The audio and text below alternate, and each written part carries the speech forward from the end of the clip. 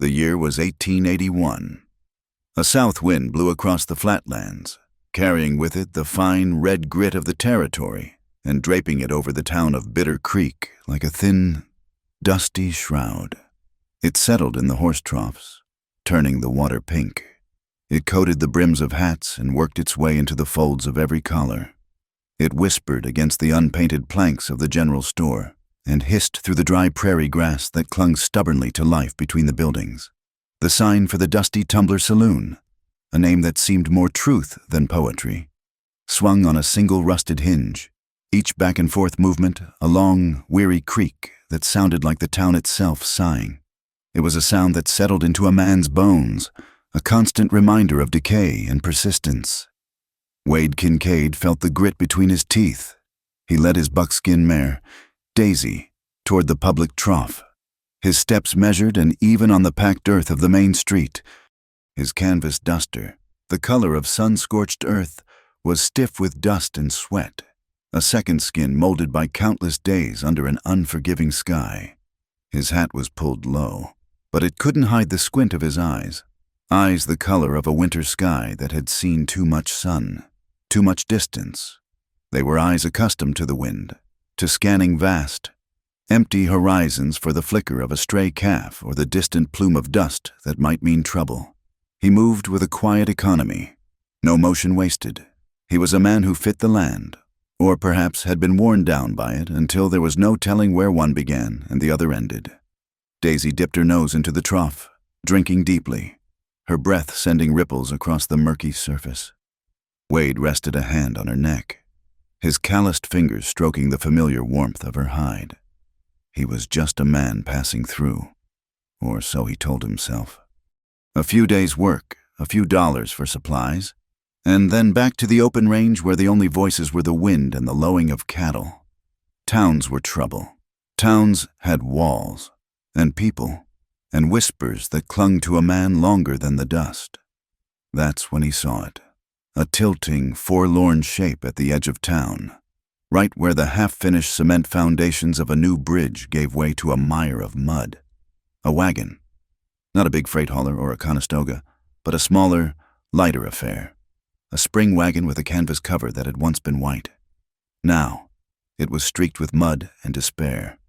One of the rear wheels had sunk past the hub into a thick, greedy pocket of red clay, slick from a leak in the town's water pipe. The wagon listed at a miserable angle, its cargo straining against the ropes inside. A single, tired-looking sorrel stood in the harness, its head hanging low, defeated. A woman was beside the sunken wheel, her back to him. She wore a dark blue dress, practical and plain, now splattered with the same red mud that held her prisoner. Her shoulders were set with a stubborn line, and even from a distance, Wade could see the tension in her frame. She was pushing at the wheel spoke with all her might, her bonnet having slipped back to reveal a knot of dark hair coming undone. It was a fool's effort. That wheel wasn't moving with a push. It needed leverage and brute force, and she was spending the last of her strength on hope. Wade let out a slow breath. He could keep walking. It wasn't his wagon, not his trouble. The first rule of staying clear of towns was staying clear of town problems. But there was something in the rigid set of her shoulders, the sheer, unyielding futility of her struggle, that hooked into him. It reminded him of a calf caught in a bog, fighting until its heart gave out. He gave Daisy's neck a final pat. "Stay," he murmured, his voice a low rumble. He walked toward the wagon, his boots making soft thuds in the dust. The creak of the saloon sign seemed to follow him, a mocking commentary. As he got closer, he could hear her breathing, coming in ragged, frustrated gasps.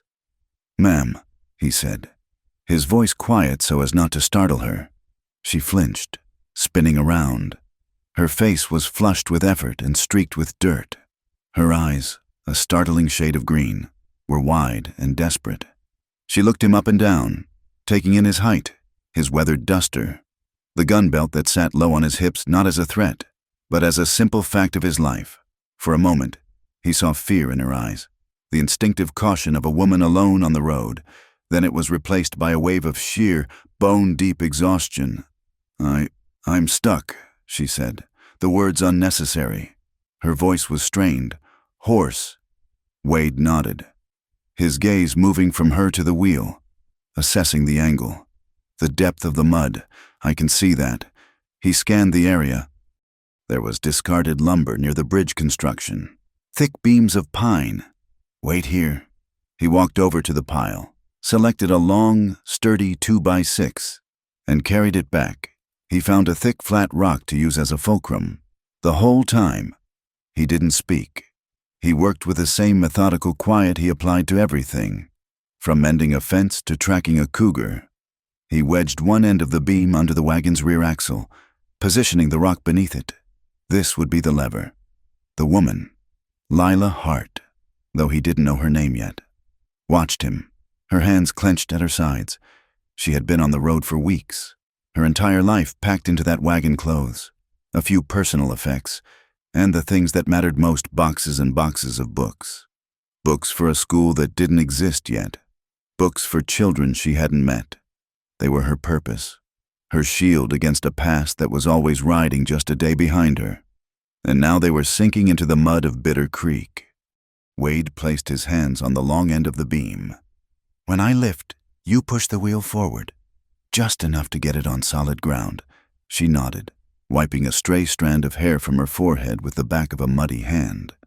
She took her position, her hands flat against the wooden spokes. Wade set his feet, bending his knees. He put his weight into it, his muscles bunching under the dusty coat. The wood groaned in protest.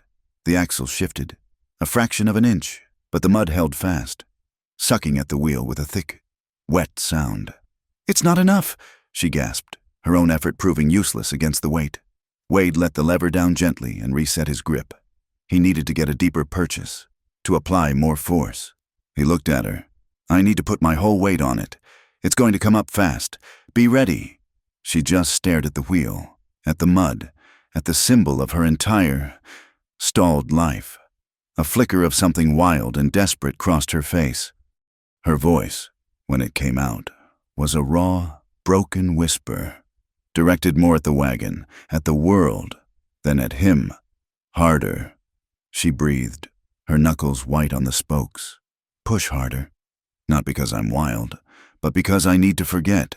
The words hung in the dusty air between them. For half a beat, a fraction of a second, Wade's mind went where a man's mind sometimes does in a place like this, a place starved of softness. He heard the word harder and the desperate plea, and a cynical, saloon-bred interpretation flickered through him. It was a coarse, ugly thought, and he was ashamed of it the instant it formed. He saw the truth in her eyes. He saw the sheer cliff edge of her will. She wasn't talking to him. Not really. She was talking to the obstacle. She was commanding herself, demanding the strength to break free. It wasn't about being reckless. It was about a need so profound it eclipsed everything else, a need to move forward, to outrun a memory. And he understood, in a way he couldn't articulate, that some burdens were so heavy you'd do anything not to stand still with them. His jaw tightened. He wiped the thought from his mind and focused on the task. He set his grip again, lower on the beam. "Now," he said, his voice flat and steady, cutting through her desperation with simple purpose. He threw his entire body into it. The beam bit deep into his shoulder. The wood screamed. The fulcrum rock ground into the dirt, and for a heart-stopping second, nothing happened. Then, with a great, sucking gasp, the mud released its hold. The axle shot upward. Lila shoved with a cry, and the wheel lurched forward, its rim scraping onto the solid, dry earth at the edge of the puddle. It was free. Inside the dusty tumbler. A few faces had been pressed against the grimy window. They'd seen the whole drama unfold. They saw the handsome, quiet cowboy and the new woman in town. They saw their heads close together. They heard a faint, desperate word on the wind. Harder. That was all they needed. A low chuckle started with Jed, the bartender, a man whose ears were bigger than his heart. Well, looks like the new schoolmarm ain't afraid to tell a man what she wants." A grizzled prospector spat a stream of tobacco juice toward a spittoon and missed. "That's Wade Kincaid." He don't usually stick around for that kind of talk. Maybe she's got a special way with words. The laughter was thin and dry, like the rustle of dead leaves. The banjo player in the corner, who only knew 3 chords and played them all badly, launched into a clumsy, out-of-tune reel. A story was being born, a cheap, ugly thing woven from a single misheard word. Out on the street, the subjects of the rumor were oblivious. Wade pulled the beam from under the wagon and tossed it back toward the lumber pile. He walked to his horse and untied a small bundle from behind his saddle. It was a clean, dry cloth wrapped around a canteen. He walked back to her and held it out. "You've got mud on your face." He said it was all he could think of. He wasn't a man for comforting words. He dealt in practicalities. Lila looked at him, her chest still heaving. She seemed to see him for the first time, not as a tool for her escape, but as a man. She reached for the cloth, and as she did, her left hand trembled uncontrollably. She tried to steady it with her right, a quick, furtive movement, but he saw it, and he saw the reason. A pale, jagged scar ran from her wrist halfway up her forearm, a mark that spoke of old, deep violence, of something shattered and badly mended. She tucked her hand into the folds of her skirt, her face burning with a shame he didn't understand. She took the cloth with her other hand. "Thank you," she whispered, her voice barely audible. She didn't meet his eyes. The wind picked up, colder now. It carried a new smell, not just of dust, but of damp earth and rusting iron from the abandoned bridge materials. Wade looked up. The sky, which had been a hazy, indifferent blue, was now being swallowed by a massive bank of clouds, the color of a lead slug. A low, distant rumble echoed from the mountains. A storm was coming, an early-season storm, the kind that could turn a dry creek into a raging river in under an hour. The dust began to settle as the air grew heavy with moisture. The creak of the saloon sign sounded more urgent now, a warning. The world seemed to hold its breath. Here they stood, 2 strangers beside a muddy wagon, each carrying the weight of a past they wouldn't speak of, while a new and unknown trouble gathered in the sky above them. The coming storm broke that evening, washing the red dust from the air and turning the main street into a river of mud. For Lila Hart, it was a blessing. It kept the curious eyes of Bitter Creek behind their windows and gave her the privacy to move her life, box by heavy box, into the room for rent above the general store.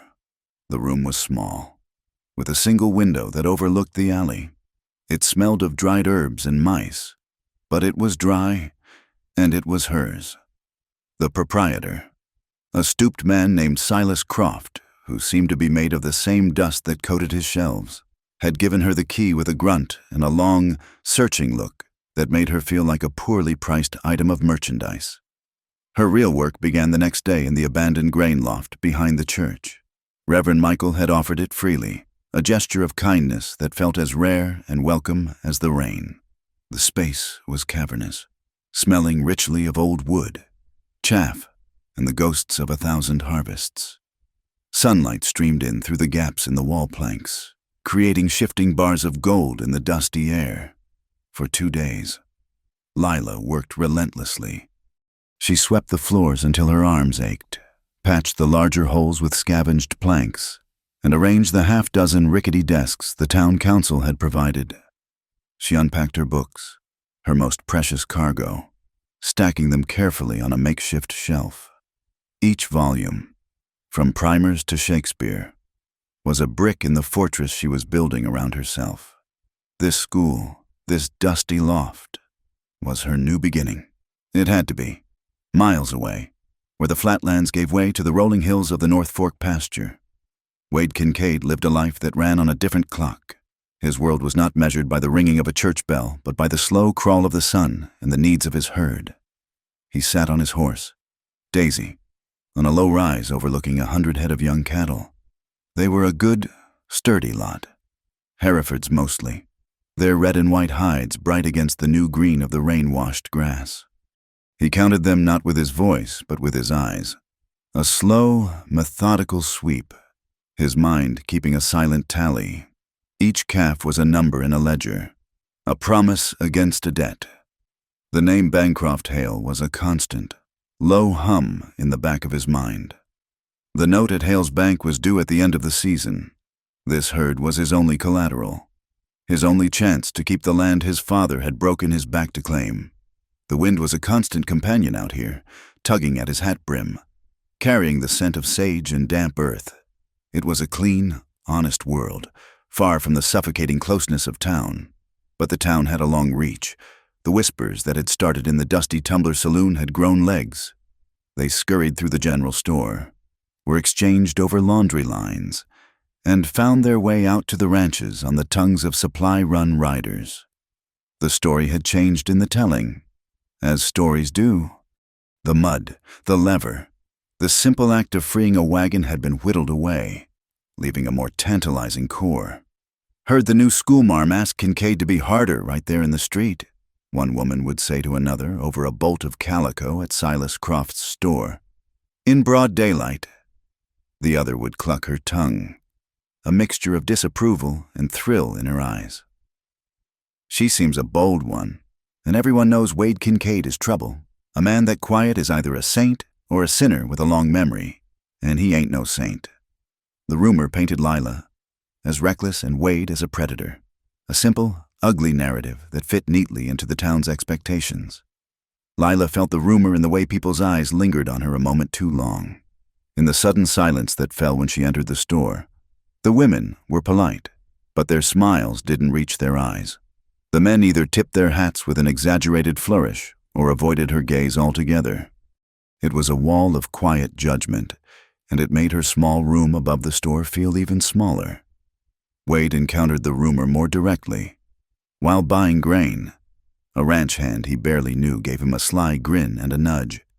Heard you're giving private lessons to the new teacher, Kincaid. She a tough student. Wade didn't respond. He simply leveled his gaze on the man. A flat, cold look from those winter sky eyes. The man's grin faltered, and he found something intensely interesting to look at on the floor. Wade paid for his grain and left. He didn't dignify the whisper with anger. He simply starved it of the attention it craved. But he carried it with him, another small, irritating piece of the town he had to endure. Their paths crossed again a week later at the public well in the center of town. It was the social hub of Bitter Creek, a place of necessity and gossip. Lila was there to draw her water for the day, her buckets on the ground beside her. Wade was there to water Daisy.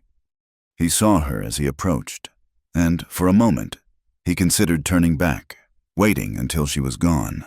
But that would be a retreat, an admission that the whispers had power. He walked forward with his usual steady pace. Lila saw him coming. Her heart gave a little jump, a nervous flutter she resented.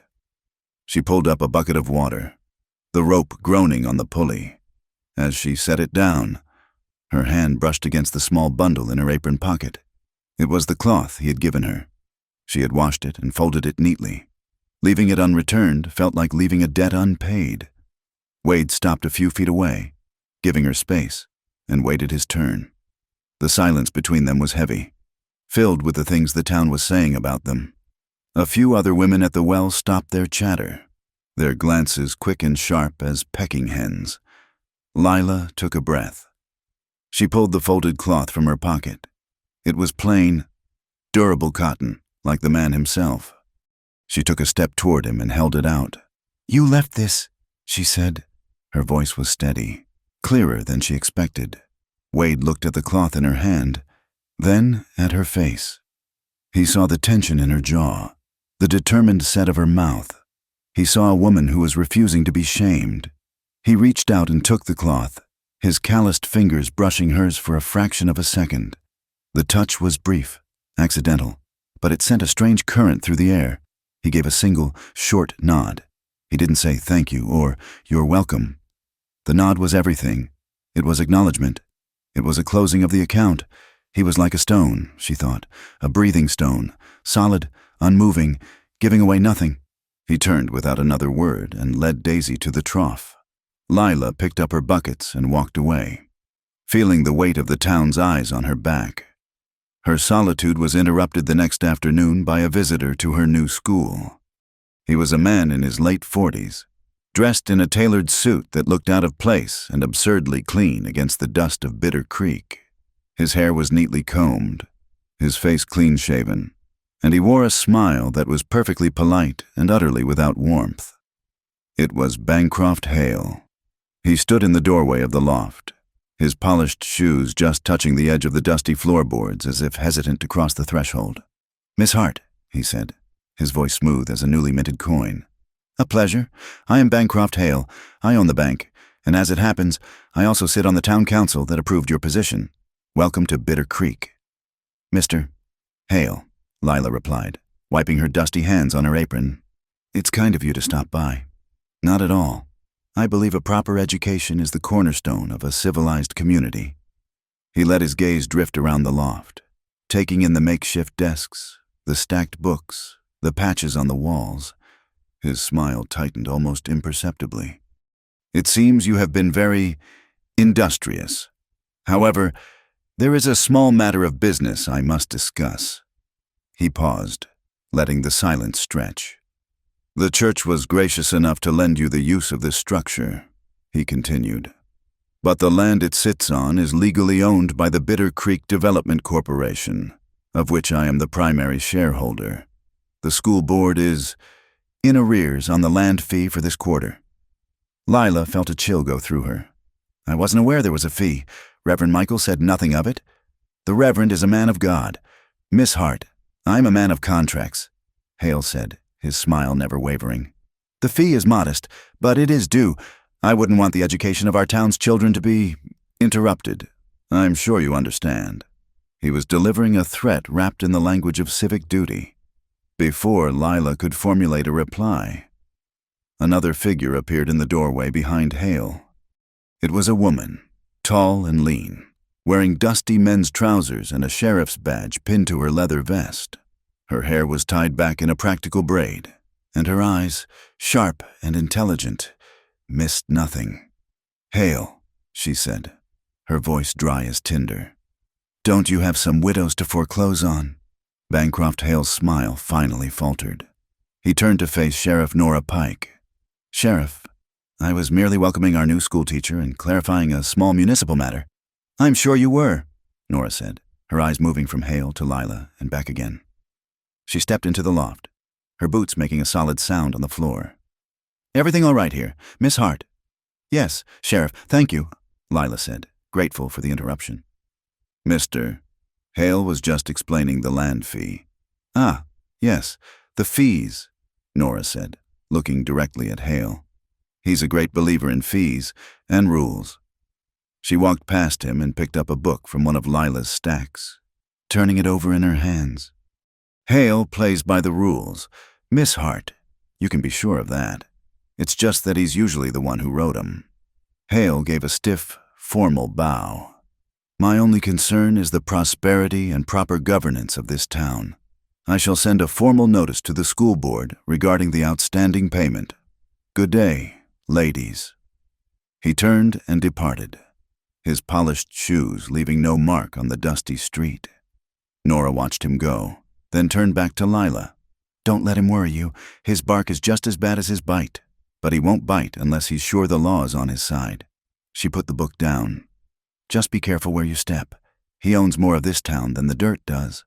With a nod, she too was gone, leaving Lila alone in the quiet, dusty loft, the bars of sunlight looking more like a cage than ever before. That night, the wind rose again, and the old windmill just outside town began its nightly complaint, a rhythmic, metallic creak that sounded like a tired joint. In her small room, by the light of a single kerosene lamp, Lila opened her journal. The pages were filled with the neat, precise script of a teacher, but the words she wrote tonight were for no one but herself. She dipped her pen in the inkwell. To push hard, she wrote, the pen scratching on the paper, not from wildness, but so the memory doesn't swallow you whole. She was thinking of the wagon, of the mud, but also of something else. Something much older and deeper. She was thinking of the scent of burning steel and the terrible sound a train makes when it leaves the rails, miles away, in the dark of the North Fork. Wade Kincaid stood outside the small line shack he used when he was with the herd. He couldn't sleep. The wind whispered through the eaves, a lonely sound. He leaned against the rough wood of the corral, the smell of horses and hay familiar and comforting. The moon was a sliver, offering little light. In the darkness, alone with the wind and the soft breathing of the cattle, his guard was down. Without thinking, his hand went to his side, his fingers tracing the outline of a long, puckered scar that ran along his ribs, hidden beneath his shirt. It was an old wound, one that ached when the weather turned or when a memory surfaced unbidden. He thought of smoke so thick it choked the sun, of the smell of burning grass, and of a voice calling his name. He closed his eyes, his hand resting on the scar, a silent testament to a debt that could never be repaid. Two people, strangers under the same leaden sky, both held captive by the ghosts of their past. The days in Bitter Creek settled into a rhythm, as stark and predictable as the line of the horizon. For Lila, the rhythm was the scrape of chalk on the slate blackboard, the shuffling feet of a dozen children, and the sound of their voices hesitantly piecing together words. The loft no longer felt like a place of ghosts. It was filled with a new kind of life, noisy and demanding and wonderfully distracting. One morning, the lesson was on a simple, four-letter word. She stood before the class, the stick of white chalk feeling cool and solid in her hand. She drew the letters carefully, making them large and clear, each one a deliberate stroke against the black. M-E-N-D. Mend, she said, her voice echoing slightly in the big, open space. It means to fix something that is broken, to repair it, like sewing a tear in a shirt, or putting a new handle on a cup. A small girl in the front row with hair the color of straw raised her hand. My PA mended our fence yesterday. Miss Hart, a steer broke it. Exactly. Sarah, Lila said, a small smile touching her lips. That is a perfect example. But as she looked at the word, it seemed to vibrate with a meaning far beyond torn shirts and broken fences. The chalk dust on her fingers felt gritty and real, but her mind was pulled backward, snagged on the sharp edge of a memory. The smell of the dusty loft faded, replaced by the acrid, chemical stench of hot metal and something thick and black that coated the back of her throat. Tar. Silver Briar had been a town of promises. It had a new railway spur, a two-story hotel, and a fiancé named Arthur whose face she could barely recall now. He had been a man like the town, full of plans and forward momentum. Their future had been a blueprint, neat and orderly. Her mother had been visiting, traveling on the new express line to finalize the wedding plans. Lila had been waiting at the station, wearing a new dress, a small bouquet of wildflowers in her hand. The promise of the future had been shattered by a sound. Not a crash, not at first. It was a high, piercing shriek of metal grinding against metal, a sound that scraped the sky. Then came a horrific, shuddering jolt that she felt through the soles of her shoes. The train, the magnificent engine of progress, buckled in the middle. The third car, her mother's car, lifted from the tracks as if plucked by an invisible, malevolent hand, and slammed onto its side with a deafening roar of splintering wood and shattering glass. The world dissolved into screams and smoke. For a moment, Lila was frozen, the flowers slipping from her numb fingers. Then she was running. She ran toward the wreckage, toward the hissing steam and the cries of the wounded. The air was thick with the smell of hot tar from the sun-baked railroad ties, a smell that was now seared into her memory as the scent of death. The car was a tangle of broken seats and twisted metal. She helped pull a man with a bloody face through a shattered window. She reached in for another, a woman whose arm was trapped. As Lila pulled, a jagged piece of the window frame sliced deep into her forearm. She barely felt it. All she felt was the desperate need to get inside, to find her mother. She found her pinned beneath a heavy oak seat that had been ripped from its bolts. Her mother had been conscious, her eyes wide with shock and a terrible, calm clarity. She had looked at Lila, at the gash on her arm, and had said, "Don't ruin your dress, dear." Then she had closed her eyes. The investigation that followed was a whitewash. The official report cited track instability, but the whispers told a different story. They spoke of the Northern Pacific Railroad Company, the contractor who had laid the spur line. They spoke of cutting corners, of using green, unseasoned wood for the ties, of skimping on the spikes, shoddy work to maximize profits. A man named Bancroft Hale, a savvy investor from the East, had owned a significant number of shares in that contracting company. He had sold them quietly a week after the derailment, his profits secured. No one could prove anything, but the men who worked the rails knew. They knew the cost of a cheap tie. Arthur had tried to comfort her. He spoke of God's will, of moving on, of rebuilding. But his words were smooth pebbles against the jagged mountain of her grief. He couldn't understand that the blueprint of their future was now stained with her mother's blood and smelled of hot tar. How could she build a life on ground that had given way so violently? The engagement ended not with a fight, but with a quiet, mutual surrender to a grief he could not share. Lila had left Silver Briar with a scar on her arm and a hollow space in her heart, looking for a place so quiet she might forget the shriek of twisting steel. "Miss Hart," Sarah's small voice pulled her back. Lila blinked, the dusty sunlight of the loft returning. The faces of the children were looking up at her, curious and innocent. The smell was of chalk and old wood. She took a breath, her hand unconsciously covering the scar on her other arm. "Yes, Sarah. Can we mend a book? The cover's torn on this one."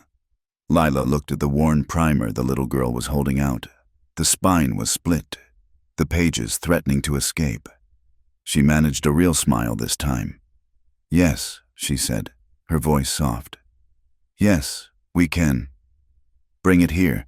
That's a very good thing to mend."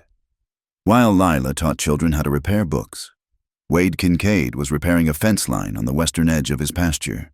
The same storm that had welcomed Lila to Bitter Creek had snapped a half-dozen old cedar posts like twigs. It was hard. Physical work under a high, empty sky. He dug new post holes, his shoulders straining, the shovel biting into the rocky soil. He set the new posts, tamping the earth around them until they stood firm and true.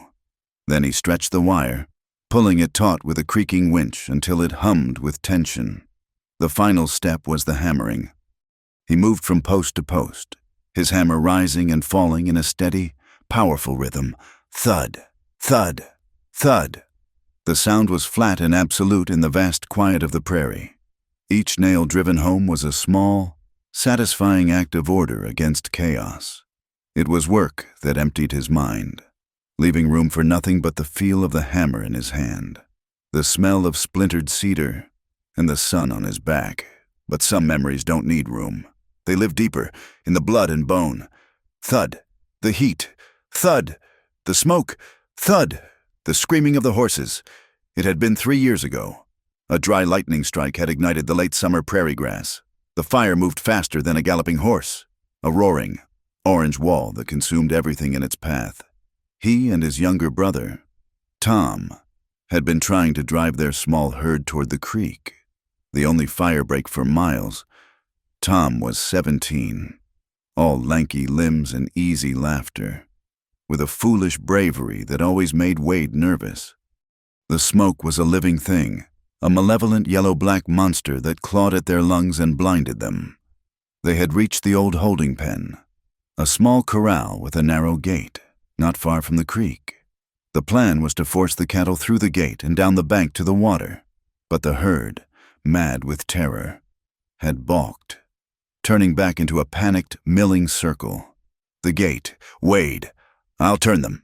Tom had yelled, his voice thin against the roar of the fire. Before Wade could argue, Tom spurred his horse, disappearing into the swirling smoke to try and force the herd from behind.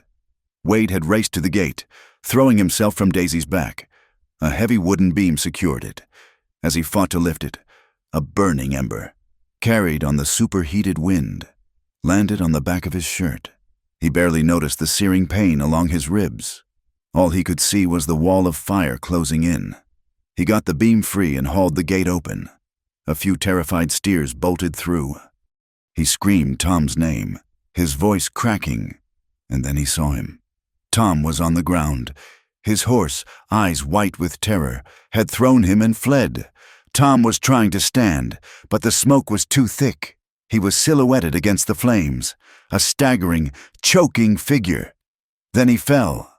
Wade ran. He ran into the furnace, into the blinding, suffocating smoke. He didn't get 10 feet before the smoke hit him like a physical blow, driving the air from his lungs. He collapsed, his body convulsing. The fire searing his side. He saw Tom, just a dark shape on the ground. And then the world was nothing but blackness and a roaring in his ears. He woke up on the banks of the creek. A neighbor had found him, dragged him to the water. His side was a landscape of raw, blistering pain. His lungs felt like they'd been scrubbed with gravel. The first word he managed to croak was his brother's name. The neighbor's silence was the only answer he needed. They found Tom's body later, after the fire had passed, leaving behind a blackened, silent world. He hadn't been burned. The smoke had taken him. It should have been me. The words had never been spoken aloud, but they were a permanent brand on his soul. I was older. I should have been the one to turn the herd. I should have told him to stay at the gate. The phrase was a stone in his throat, a constant, silent companion. He had survived. And the laughing, foolishly brave boy who was his brother had not. It was a debt he could never repay. It was a fence that could never be mended. Thud. The final nail bit deep into the cedar post. The fence was whole again. Strong, straight. Wade rested his forehead against the rough wood, the hammer hanging heavy in his hand. The smell of cedar filled his senses. The fence was fixed. Nothing else was. That night, Lila lay in her narrow bed, listening to the sounds of the town settling. The faint strains of the out-of-tune banjo from the saloon, the creak of a passing wagon, the distant bark of a dog. She tried to read, but the words wouldn't stay on the page. She blew out the lamp and closed her eyes, praying for a dreamless sleep. But sleep, when it came, offered no escape. It dragged her back to the wreckage. She was trapped in the overturned car. The smell of tar thick in her throat. She heard a sound, a rhythmic, thundering noise getting closer and closer. It was the sound of a phantom train, coming to finish the job. Thump, thump, thump, thump, thump, thump. It sounded like gigantic, pounding hooves. She tried to scream, but no sound came out. The thundering grew louder, shaking the very air around her. And she woke up with a gasp, her heart hammering against her ribs. The phantom hoofbeats still echoing in the terrified silence of her room. Wade didn't even try to sleep. He walked the dark, empty streets of Bitter Creek, the wind his only companion. The moon was hidden, and the stars seemed impossibly far away. He found himself standing across the street from the church, looking at the dark, hulking shape of the grain loft. The school. Her school. He thought of her at the well. Her chin held high, the quiet defiance in her eyes. He thought of the rumor, the cheap ugliness of it, and a flicker of something protective, something he wouldn't put a name to, stirred within him. She was trying, in this town of whispers and hard edges, she was trying to build something clean.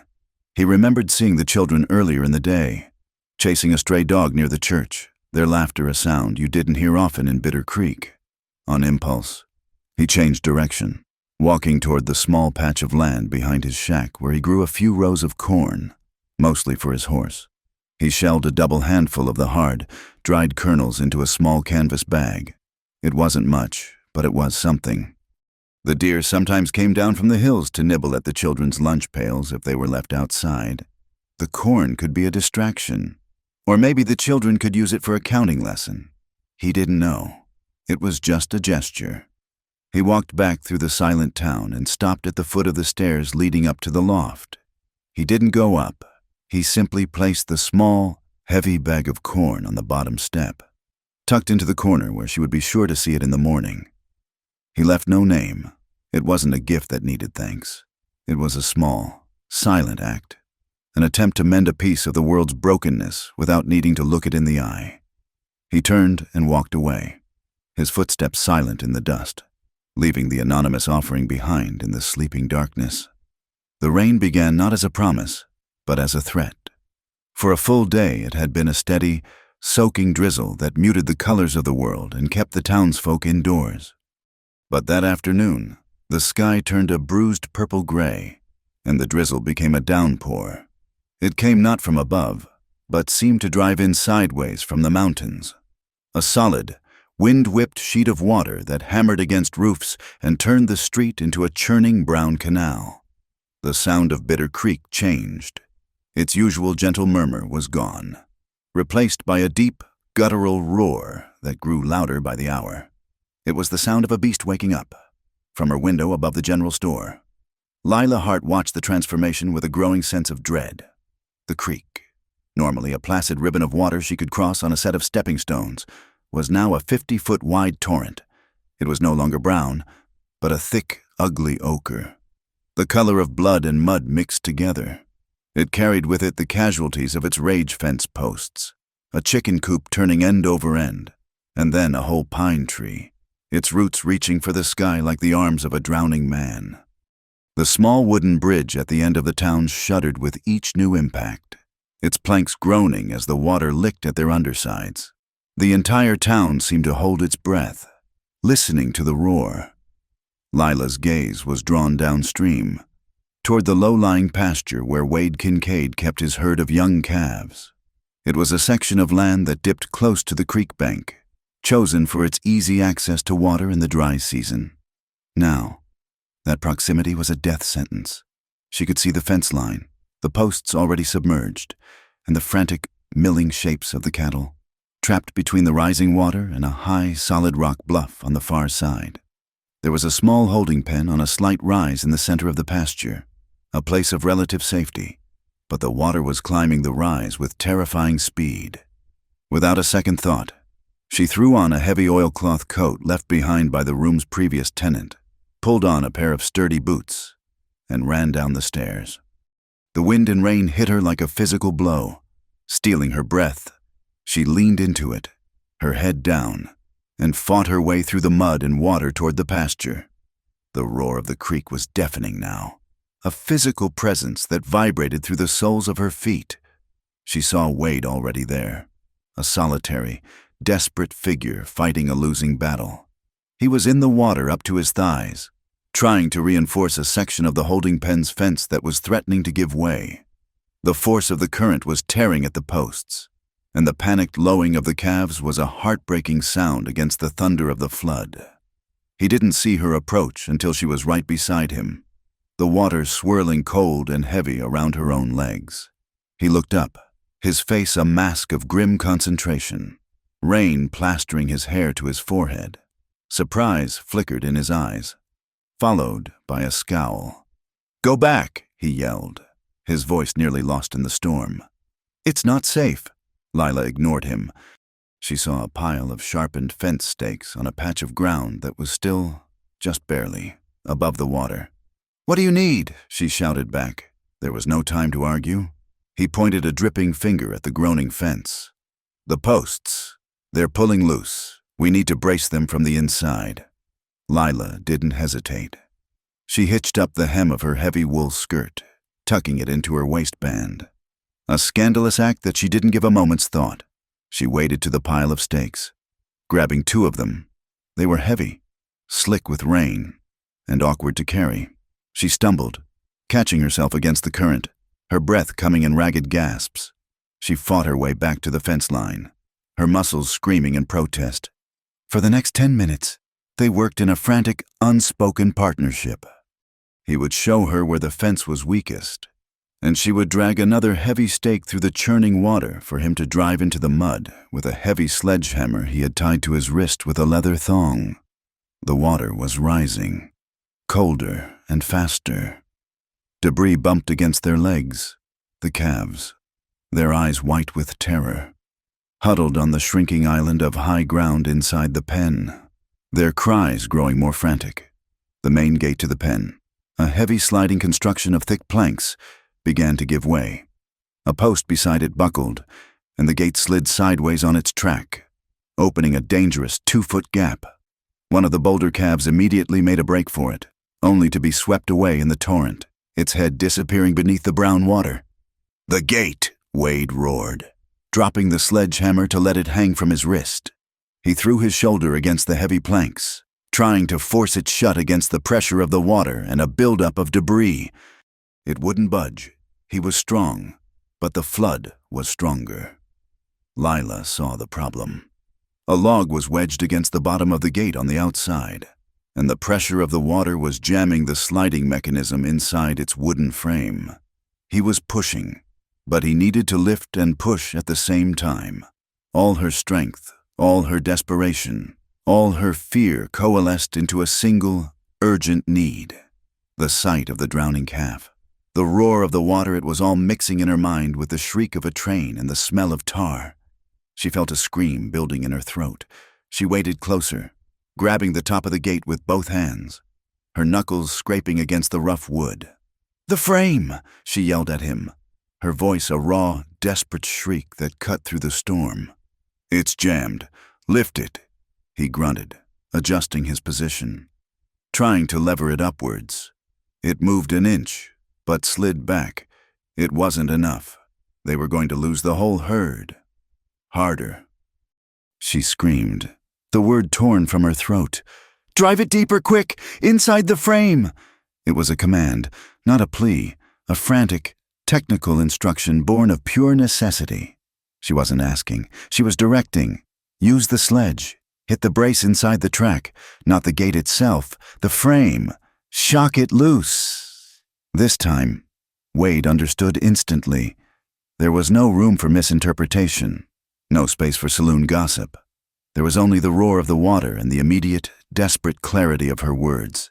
He grabbed the sledgehammer, swung it in a short, brutally powerful arc, and brought the flat of it down on the thick wooden brace just inside the gate's track. The impact was a deafening crack, a sound of punishment and purpose. The frame shuddered. The gate jumped in its track, and the log wedged underneath was momentarily freed. In that split second, he threw his entire weight against the gate. It slid shut with a heavy, groaning thud. He didn't waste a moment. He grabbed a thick iron bar he'd been using as a lever and slammed it down through two heavy brackets, locking the gate in place. He hit it twice more with the hammer for good measure, driving it deep. The wood groaned, but it held. The gate was secure. The remaining calves were safe. The immediate danger was over. The roar of the flood was still all around them, but inside the small, battered circle of their shared effort. There was a sudden, profound silence. Lila let go of the gate, her arms falling limply to her sides. She leaned her forehead against the wet, rough planks, her whole body trembling, not from the cold, but from a deeper, more violent tremor that came from within. She squeezed her eyes shut, but all she could see was an overturned railroad car. Wade stood beside her, his chest heaving, his knuckles white where he gripped the handle of the sledge. He watched her for a long moment, seeing the violent shiver that racked her frame. "It wasn't because I'm wild," she said, her voice a ragged whisper, so quiet he could barely hear it over the water.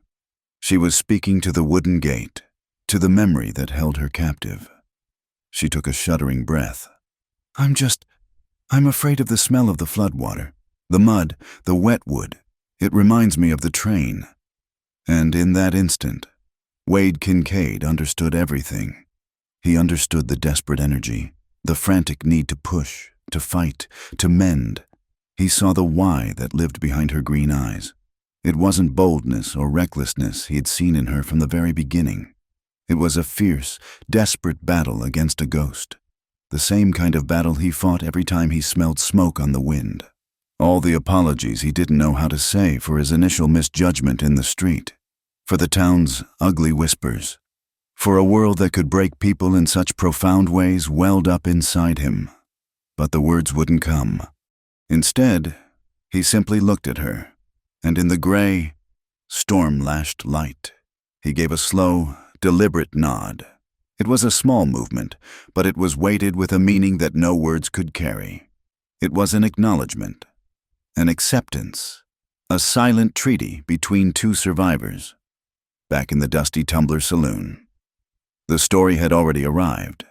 delivered by a man who had watched the scene from the perceived safety of the bridge before it had been officially closed.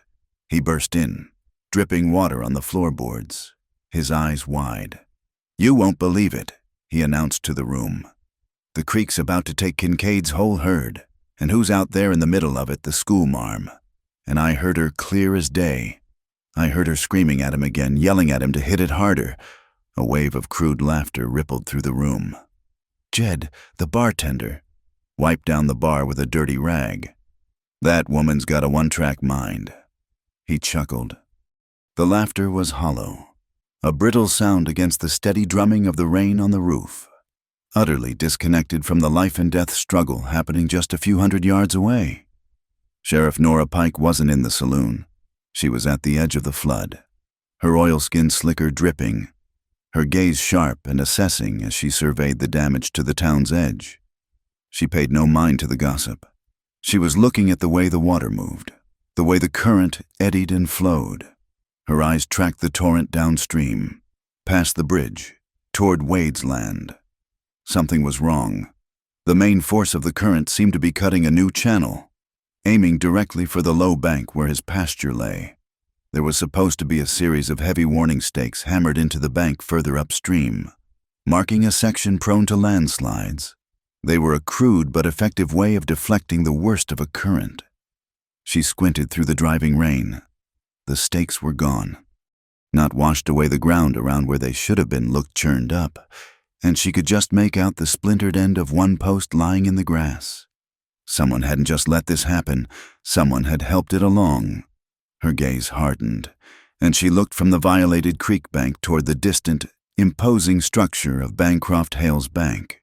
She couldn't prove a thing, but in the pit of her stomach, she knew, in the chaos of the flood, someone had been playing a very different and very deadly game. The flood receded as quickly as it had come, leaving a world remade in its own ugly image. It left behind a thick blanket of stinking, sucking mud over everything, a high water mark of debris plastered against fences and buildings, and a silence that was more unnerving than the roar that had preceded it. In the days that followed, the sun beat down, baking the mud into a cracked gray shell, and the people of Bitter Creek emerged to survey the damage. Wade Kincaid's damage was severe. He'd lost a dozen calves, swept away in the initial torrent. Fences were gone.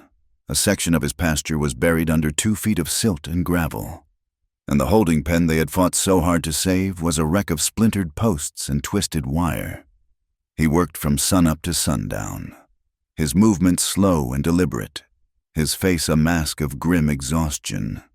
The debt to Bancroft Hale, which had been a low hum in the back of his mind, was now a constant, screaming siren. Lila brought him coffee one afternoon.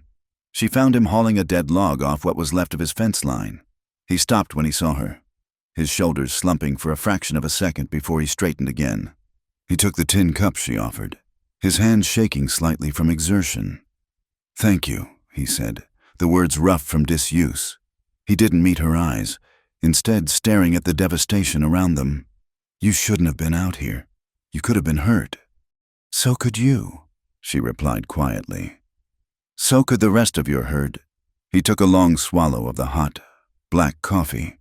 He didn't have the words to properly thank her, to explain what her presence in the storm had meant.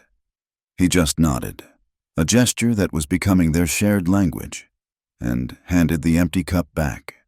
As he turned back to his work, Lila felt a knot tighten in her stomach. This wasn't just a financial loss for him, it was a deep, personal wound. The flood had been an act of nature, but something about its ferocity, its targeted destruction of his land, felt unnatural.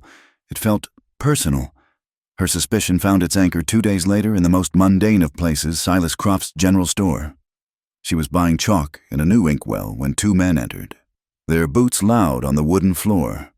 One was a ranch hand she vaguely recognized.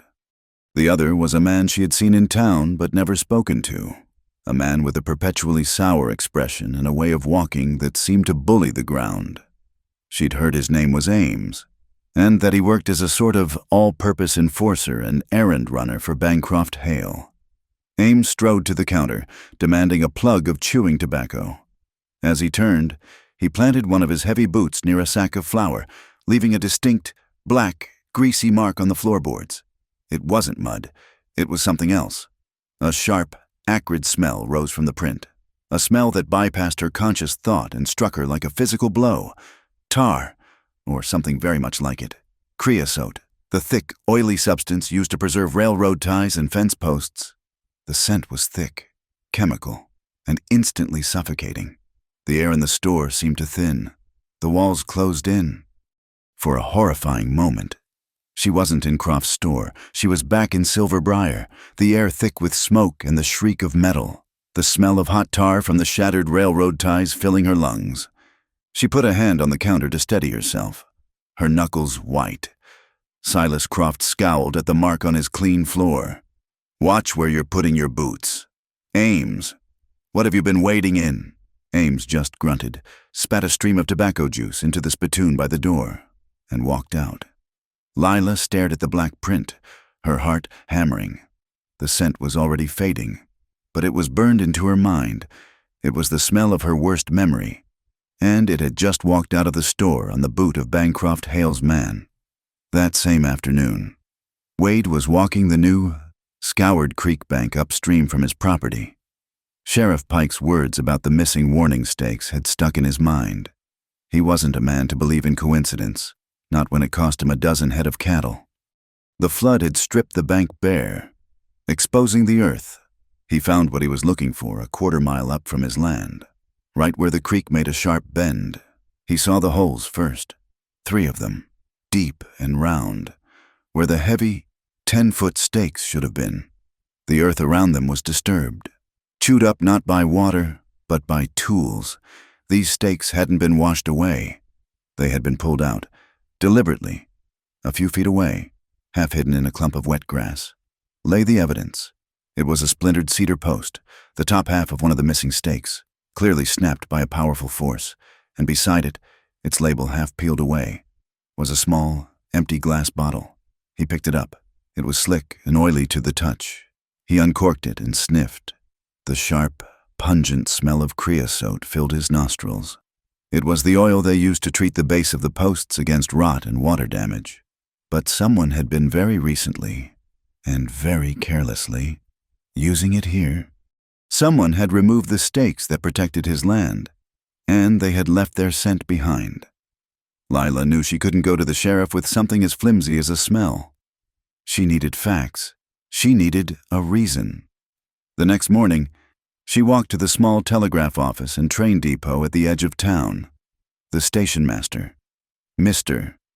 Abernathy, was a small, bird-like man who peered at her over his spectacles. "Good morning, Miss Hart," he chirped. "Sending a wire. Not today, Mr. Abernathy," she said, offering him a polite smile. "I was hoping you might be able to help me. For the school. You see, I am preparing a lesson on geography and commerce, and I thought it would be instructive for the children to see a real train schedule, to understand how goods and people move across the territory." Abernathy puffed out his chest, pleased to be of educational service. An excellent idea. Instill in them an appreciation for modern logistics. He bustled over to a large board on the wall, on which was pinned a bewildering array of timetables and freight manifests. "Here we are, the main passenger line and the freight schedule." He pointed a bony finger. "And this is a new one, very exciting. A new freight spur for the Northern Pacific is being planned." Lila leaned closer, her eyes scanning the proposed route, which was marked on a large survey map with a dotted red line. The line branched off the main track 5 miles east of town. It snaked south, through the low hills, and then straightened out, running directly, impossibly, through the flat grassy pasture of Wade Kincaid's North Fork property. The blood drained from her face. It all clicked into place with a sickening certainty. The flood wasn't an accident. It was an act of industrial sabotage. If Wade's land was washed out, devalued, and he defaulted on his loan, Hale's bank would foreclose. And Hale, as a primary investor in the new railroad spur, would acquire the land for a fraction of its worth, the land he needed for his right-of-way. It was a brutal elegant, and nearly perfect plan. Her next visit was to the bank. Bancroft Hale received her in his office, a room that was as polished and airless as the man himself. He stood from behind a large mahogany desk and offered her a seat, his smile a perfect, thin curve. "Miss Hart," he began, steepling his fingers. "To what do I owe the pleasure? I trust you are not here about the unfortunate matter of the school's land fee. I have, in light of the recent flood, granted the board a temporary extension." "That's very generous of you, Mr. Hale," Lila said, keeping her voice even. "I'm actually here about something else, about Mr. Kincaid." Hale's eyes sharpened. Yes, a terrible tragedy. What happened to his herd? He is a stubborn man, works hard, but has little mind for business. The bank, I'm afraid, will have to take possession of his land when his note comes due." "He needs that land," Lila said, her hands clenching in her lap. "The railroad needs that land more," Hale said smoothly. "Progress, Miss Hart. Progress has a price." He leaned forward, his polite smile turning into something sharper. A smile like the thin, keen edge of an apple-peeling knife. "But perhaps we can find a solution that benefits everyone. You have a passion for education. It is admirable. But your school is a hovel. Imagine a proper library. New books, new desks, a new building even. If you were to persuade Mr. Kincaid to sell his land to the railroad now, to not cause any legal unpleasantness, I'm certain the railroad board would see fit to make a very generous donation to the Bitter Creek School Fund. You could have the finest library in the county." It was a bribe, wrapped in the language of philanthropy. He was trying to use her dream as a weapon against Wade. The offer hung in the air, glittering and poisonous. Lila stood up. "Mr. Kincaid's land is not for sale," she said, her voice cold and clear. "And my students will learn to read just fine without books bought with dirty money. Good day, Mr. Hale." She told Wade everything that evening in the dim, quiet space of the school loft. She laid it all out, the tar on Ames's boot, the train schedule, Hale's offer.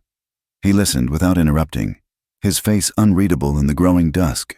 When she finished, he was silent for a long time. "I'll sell the herd," he said finally, his voice flat and devoid of emotion. "What's left of it? It won't be enough to pay off the whole note, but it might be enough to buy me some time, find another way." "No," Lila said, her voice sharp. "Wade, no. That's what he wants you to do, to give up, to sell off your future to pay for a disaster he created." "It's my debt," he said, his jaw tight. "It's my responsibility." "Don't you see this is his game?" she insisted, taking a step closer. "He's not playing by the rules. Why should you don't sell the blood of the herd? Not yet. The good grass is coming. The herd can recover if you give it time. We have to fight him."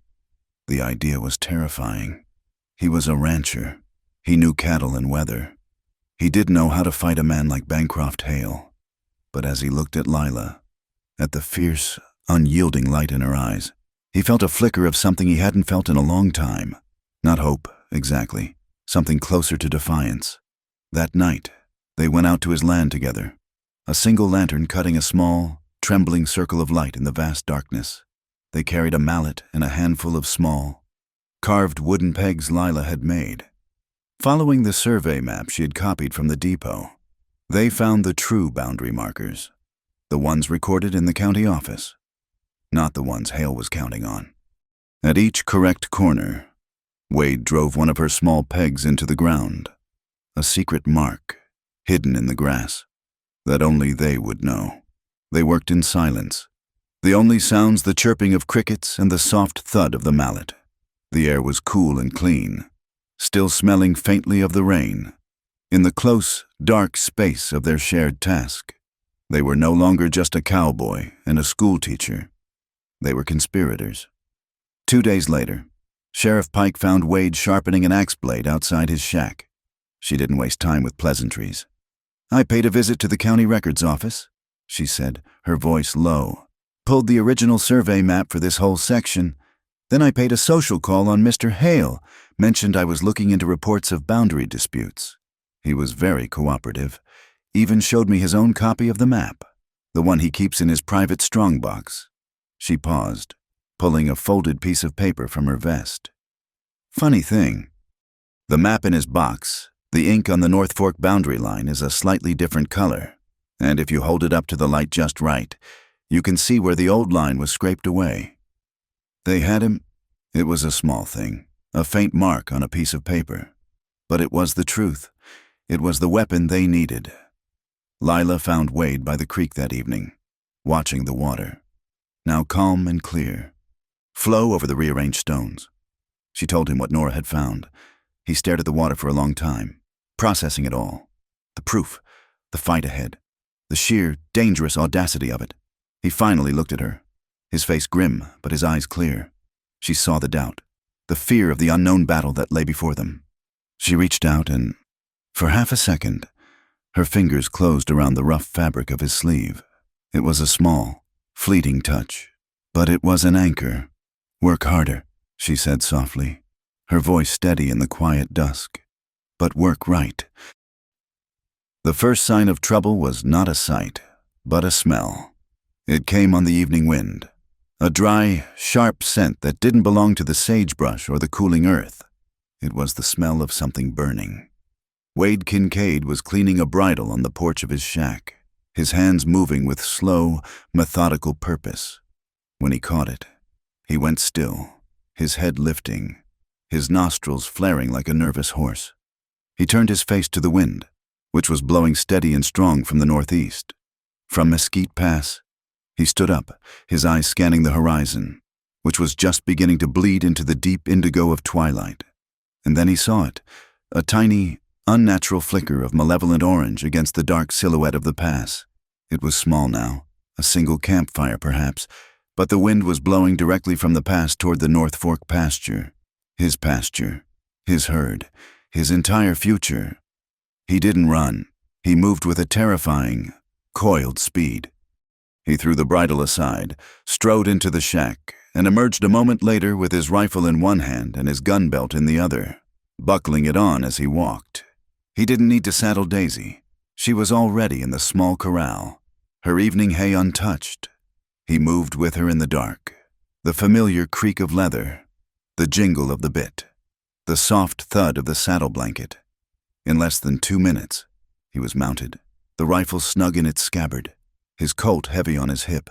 He rode out not at a gallop, but at a steady, ground-eating canter, his eyes fixed on the orange glow that was no longer flickering. It was growing. Lila Hart had been helping Wade sort and stack the lumber salvaged from the flood.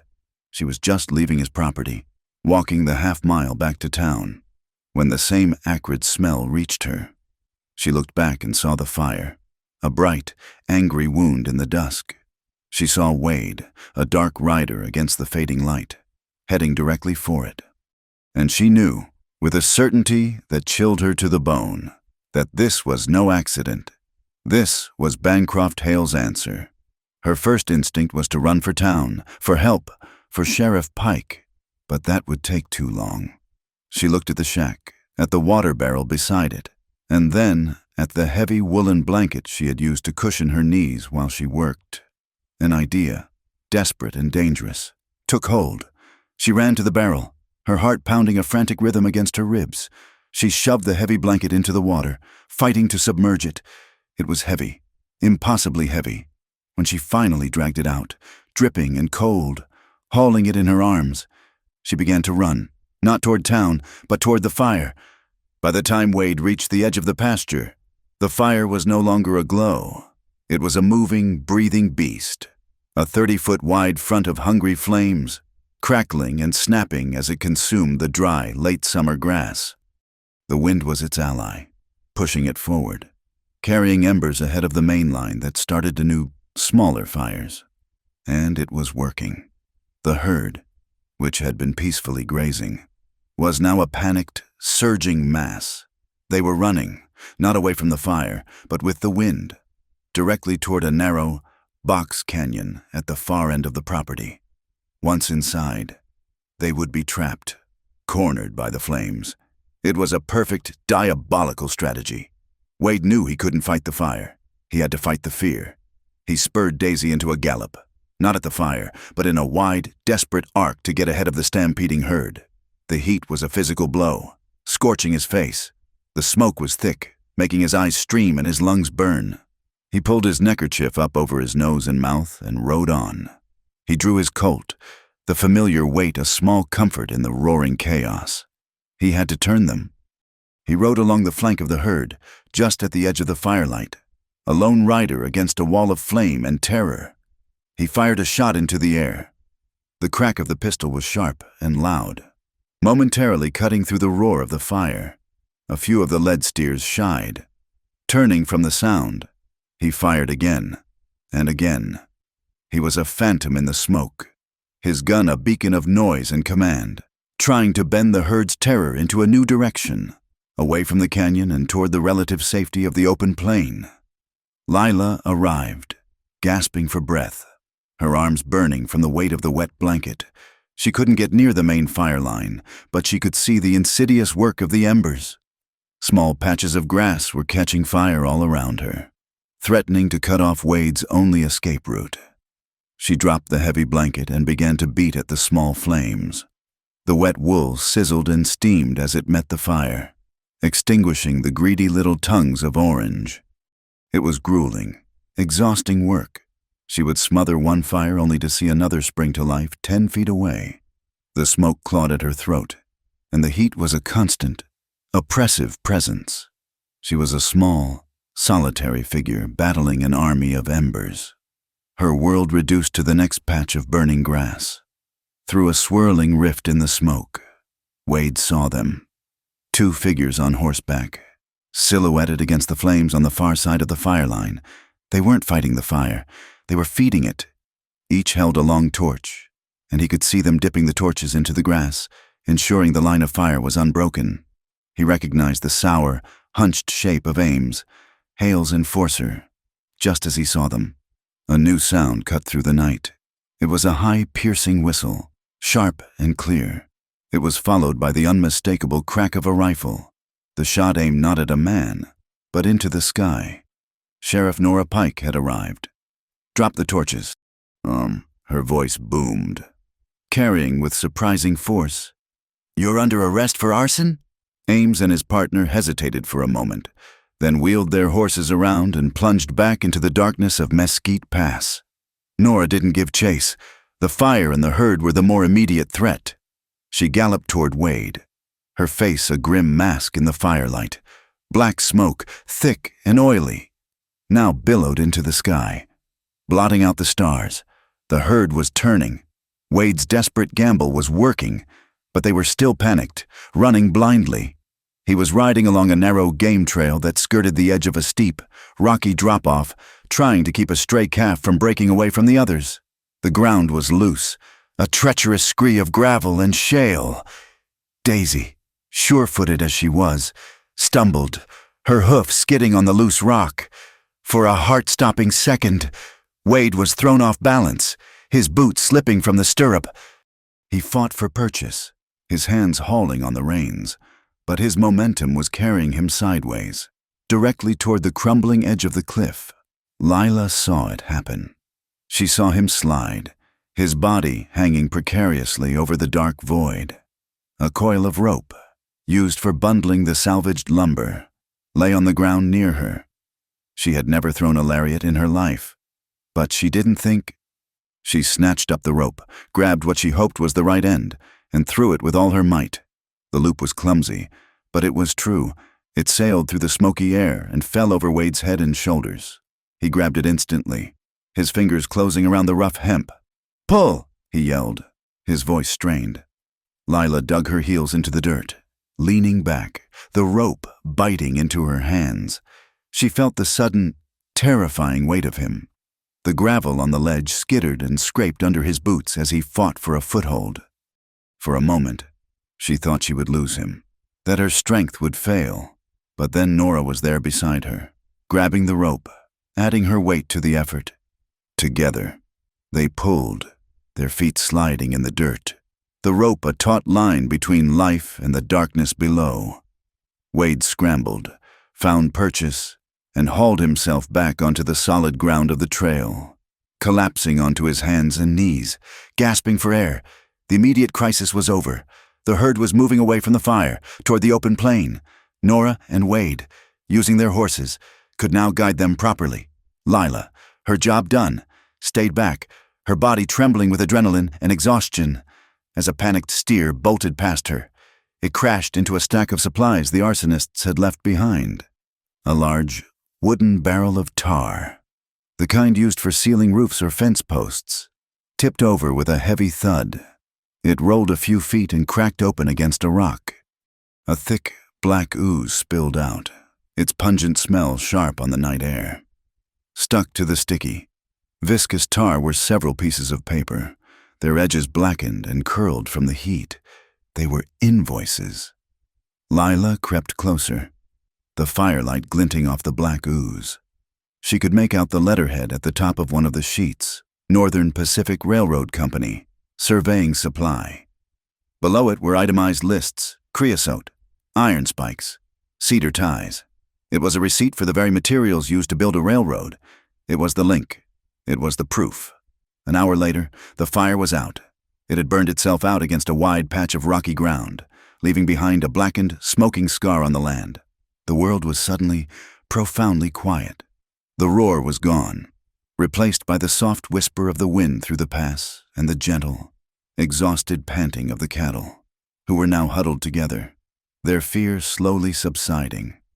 Lila stood in the center of the blackened earth, the smell of burnt grass a permanent part of the air. It was a scar of a memory, a new layer of trauma to lay over the old one. Her left hand, the one with the scar on her wrist, began to tremble uncontrollably. She tried to still it, pressing it against her side, but the shaking wouldn't stop. Wade walked over to her, his face smudged with soot, his movements heavy with fatigue. He saw her shaking hand. He saw the look in her eyes, the same haunted, faraway look he had seen during the flood.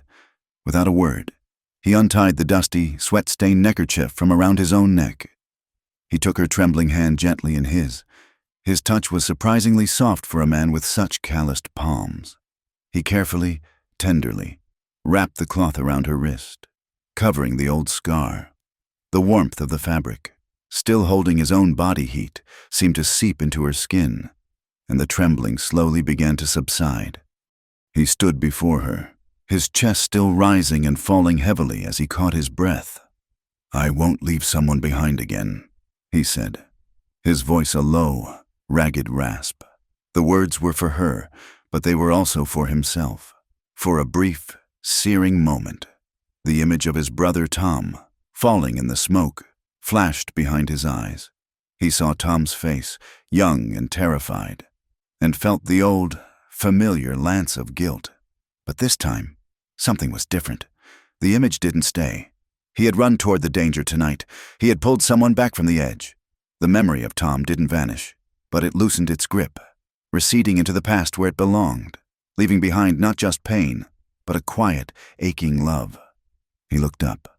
The smoke had cleared, and the sky, washed clean by the wind, was a vast, deep bowl of black velvet. A million stars were blazing with a fierce, cold light. The night was silent now, utterly still. The only sound was the soft, rhythmic breathing of the cattle, a sound of life in the encompassing darkness. The church in Bitter Creek had never been so full on a weekday. It was not a congregation that gathered, but an audience. They sat not in prayerful silence, but in a tense, murmuring anticipation, their work-roughened hands resting on the polished wood of the pews. The afternoon sun filtered through the simple-colored glass of the windows, through muted patches of ruby and sapphire onto the dusty floorboards, painting the scene with a solemnity that felt both fitting and false.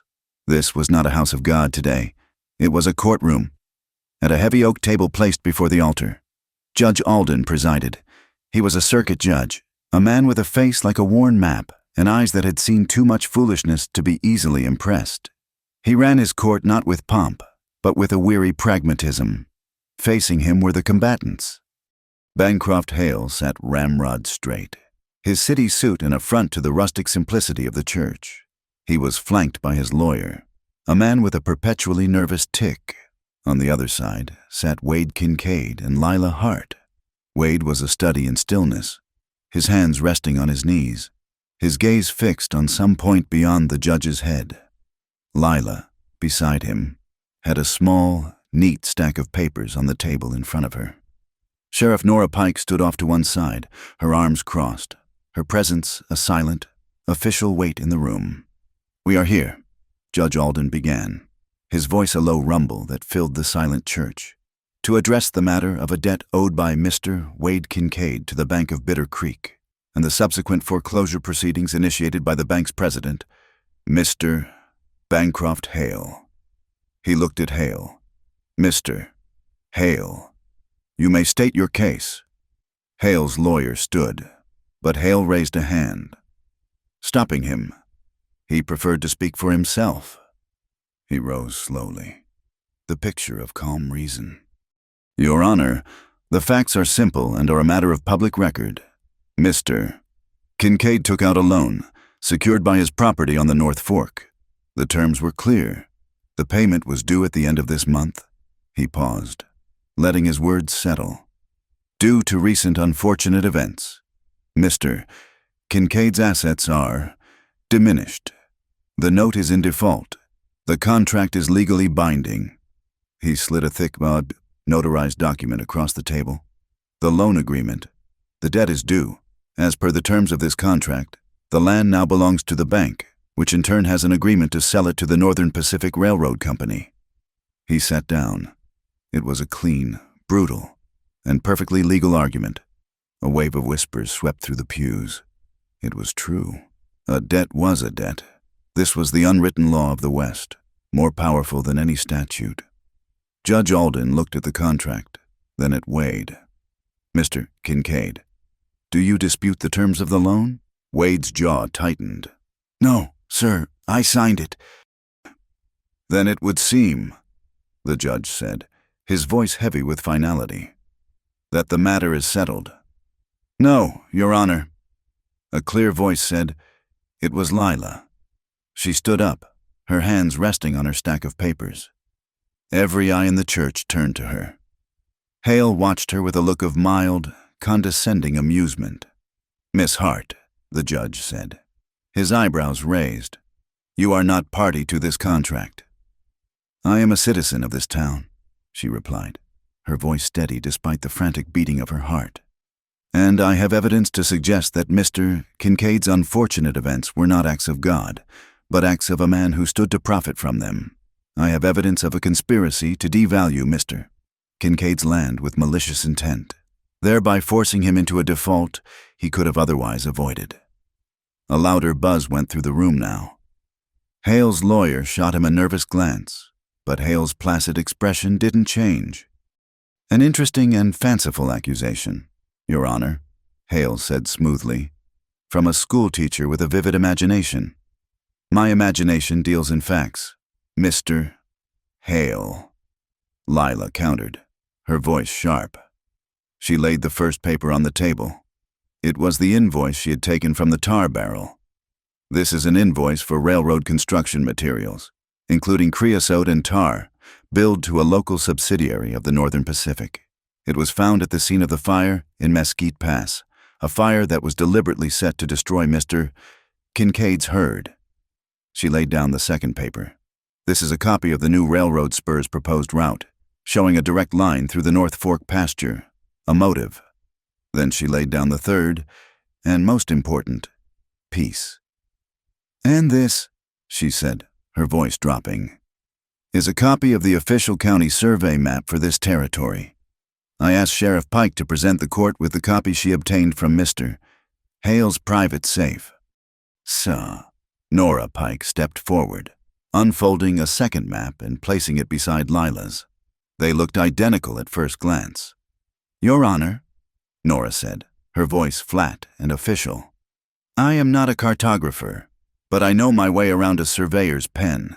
On Mr. Hale's map, the boundary line for the North Fork pasture has been altered. If you look closely at the ink, You can see the faint traces of the original line beneath it, scraped away and redrawn 100 yards to the south. The silence in the church was now absolute. Every person leaned forward. Judge Alden picked up a pair of spectacles from the table and examined the two maps, his eyes moving back and forth between them.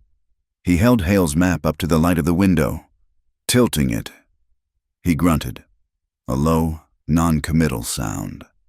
Hale finally showed a flicker of emotion. A muscle in his jaw twitched. "Your Honor, this is preposterous.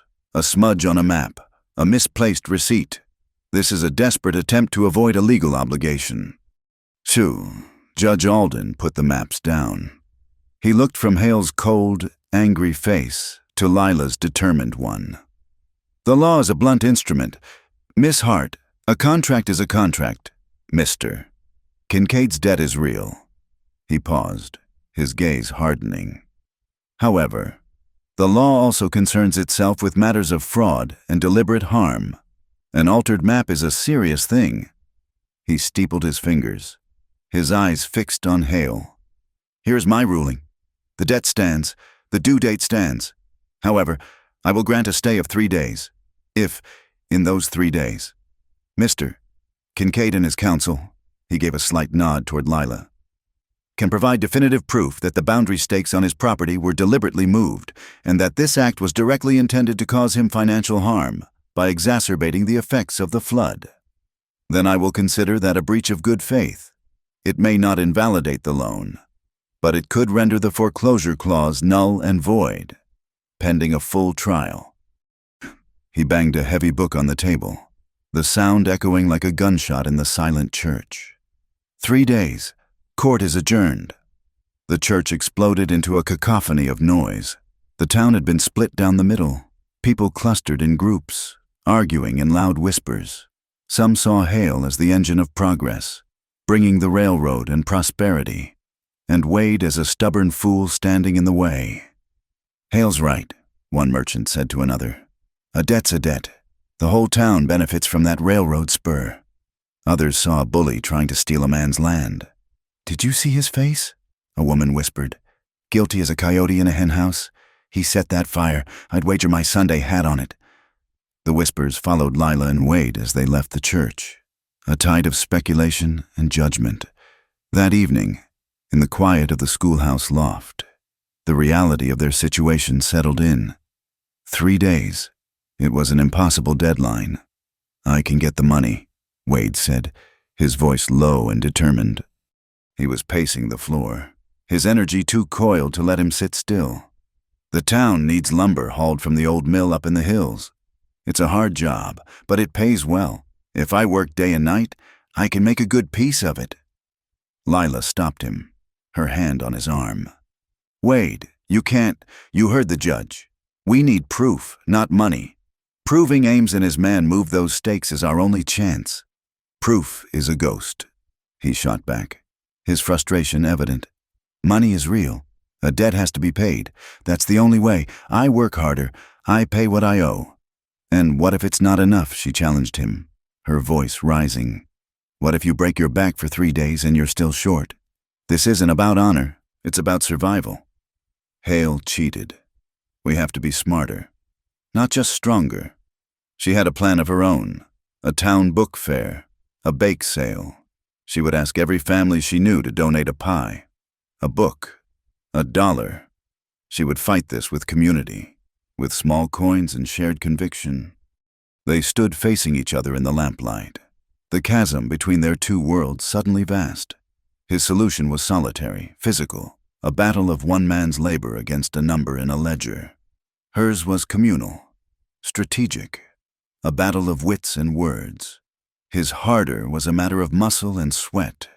Hers was a matter of heart and mind. "I can't just ask for charity. Lila," he said, his voice dropping, the anger draining away to be replaced by a deep, wounded pride. "It's my debt. It's our town," she said, her own voice softening. "Let them help. Let me help." The argument ended there, not with an agreement, but with a quiet, mutual understanding. They were both right, and they were both wrong. They needed both. Later, as darkness fell, Nora Pike found Wade checking the cinch on Daisy's saddle. "You're going up to the mill, then?"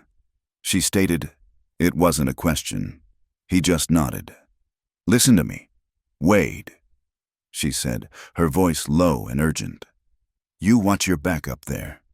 The ruling today made Hale look weak, and a man like that hates nothing more. He's smart.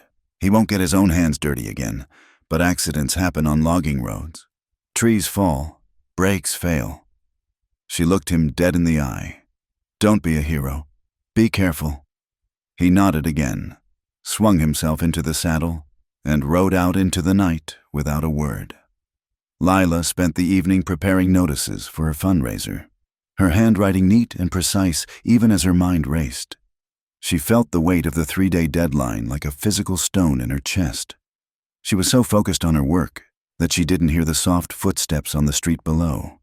When she finally went to lock the loft door for the night, she saw it, sitting on the top step, just outside her door, was a hammer. It was Wade's, a heavy claw hammer with a worn, smooth hickory handle, shaped by the grip of his hand. It was not a gift of flowers or a written note. It was a tool, a symbol. It was for building and for breaking, for driving nails home, and for prying apart things that were stuck fast. He had left his strength at her door. It was an offering, a silent, unspoken agreement. His way and her way would have to become their way. It was an invitation and a promise. We do this together. The third day dawned bright and clear, the sky a hard, polished blue. It was a day of judgment. The news had spread through Bitter Creek like wildfire. The Northern Pacific was conducting a preliminary test run of a light engine and a single freight car on the new spur line. It was meant to be a demonstration of progress, a show of force by Bancroft Hale, but for the townsfolk, it was a public spectacle, the final act in a drama that had gripped them for weeks. They gathered along the rise that overlooked the North Fork pasture. Merchants left their stores. Ranchers rode in from their homesteads.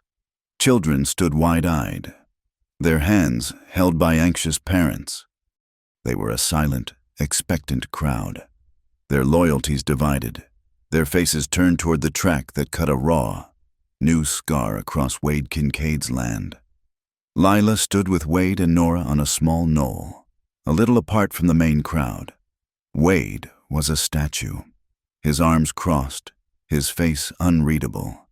Lila could feel the tension radiating from him, a low hum of tightly controlled fury. She clutched the hammer he had left for her, its solid weight in her hand a strange comfort, a tangible link to his silent partnership. Then they heard it, a distant chuffing sound, a rhythmic, metallic heartbeat growing steadily louder. A plume of white steam appeared on the horizon, followed by the black, solid shape of the engine. It was a powerful, beautiful machine, all polished brass and black iron, a symbol of the unstoppable force of the modern world. It rolled forward with an arrogant confidence, its whistle letting out a long, piercing cry that echoed off the hills. Bancroft Hale stood near the track with a small group of railroad officials, his posture exuding smug satisfaction. He was the master of ceremonies, the man who had brought the future to Bitter Creek. He glanced over at the crowd, at Wade and Lila, and a small, triumphant smile touched his lips. The engine and its single car chuffed onto the disputed section of track, the section that ran straight through Wade's pasture. And then it happened. It wasn't a crash. It was a violent, sickening lurch. The whole train, engine and car, shuddered as if it had hit a wall of solid air. The drive wheels spun for a second on the rails with a high, metallic shriek. A shower of sparks flew from under the wheels, and a heavy iron bolt, shaken loose from the undercarriage, clanged onto the gravel of the track bed. The engine, which had been breathing with a steady, powerful rhythm, chuff-huff, faltered. Its rhythm broke. It gave a series of weak, gasping coughs, chuff-huff-putt-chuff, like a man struggling for breath. The engineer fought to control it, his face a mask of alarm, as the train limped forward, rocking unsteadily on the poorly laid track. A collective gasp went through the crowd. This was not the smooth, powerful glide of progress. This was a clumsy, dangerous failure. The engineer, a grizzled veteran with grease worked into the lines of his face, brought the train to a halt just past Wade's property line. He jumped down from the cab, his face livid, and kicked one of the railroad ties with the heel of his boot. The wood, which should have been solid oak, gave a dull, soft thud. "Green pine," he bellowed to one of the officials, his voice carrying in the sudden silence. "And half the spikes are loose. You lay track on shoddy ties like this. You ain't building a railroad. You're building a death trap." Lila's blood ran cold. Shoddy ties. The words were an echo from a nightmare. She looked across the field at Bancroft Hale. His triumphant smile was gone, replaced by a tight, waxy mask of fury. For a fraction of a second, his eyes met hers. He saw the knowledge in her face, the accusation, the ghost of another train wreck, another town, another set of cheap ties. He looked away instantly, his gaze darting to the side, unable to meet the weight of her stare. It was a confession, as clear and damning as any written word. That was all Nora Pike needed. She strode over to Judge Alden, who stood on the edge of the crowd, his face like thunder. "Your Honor," Nora said, her voice low but clear.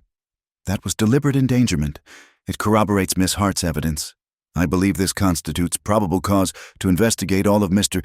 Hale's business dealings related to this railroad spur. I want to search his warehouse." The judge looked at the faltering train, at Hale's averted face, and gave a single, curt nod. "Do it, Sheriff." Nora didn't waste a second. She deputized two sturdy-looking ranchers on the spot and headed for town. Hale, seeing them go, made a move as if to follow, but one of the railroad officials put a restraining hand on his arm.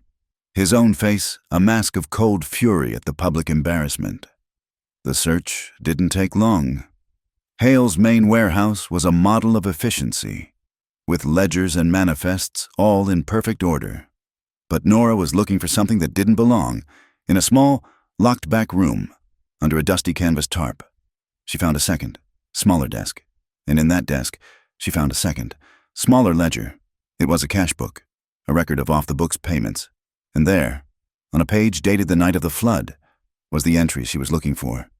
Ames Coulter, $50. Services rendered property protection and boundary adjustment.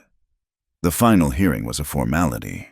It took place back in the church, but the atmosphere was entirely different. The tension was gone, replaced by a grim sense of certainty. Hale stood before the judge, his composure shattered, his face pale and sweating.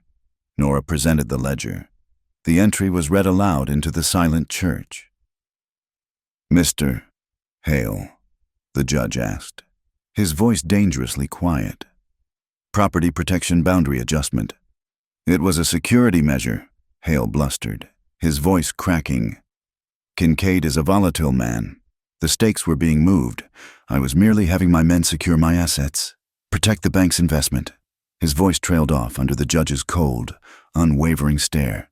The lie was too thin, too pathetic. Judge Alden banged the book on the table, the sound making everyone jump. "You deliberately, and with malicious aforethought, sabotaged Mr. Kincaid's property. You altered a legal survey map. You endangered the lives of the men on this train and the public of this town with shoddy, cost-cutting materials that have a documented history of causing catastrophic failure." He looked at Lila, a flicker of understanding in his eyes. "You have not acted in good faith. You have acted with greed and a reckless disregard for human life." His ruling was swift and decisive.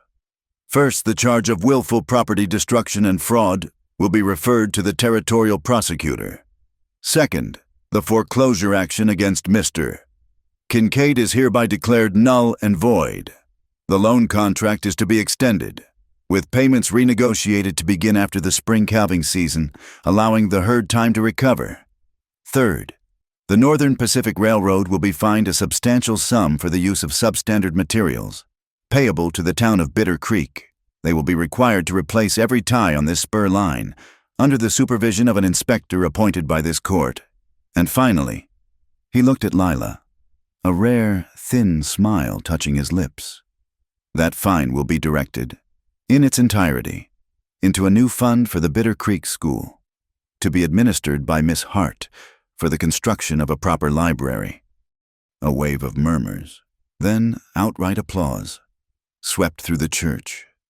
Wade Kincaid sat perfectly still, but Lila saw the tension finally leave his shoulders. He seemed to shrink and settle, like a man laying down a heavy burden he had carried for too long. Later, as the sun began to set, casting long shadows across the street, Wade found Lila outside the schoolhouse loft.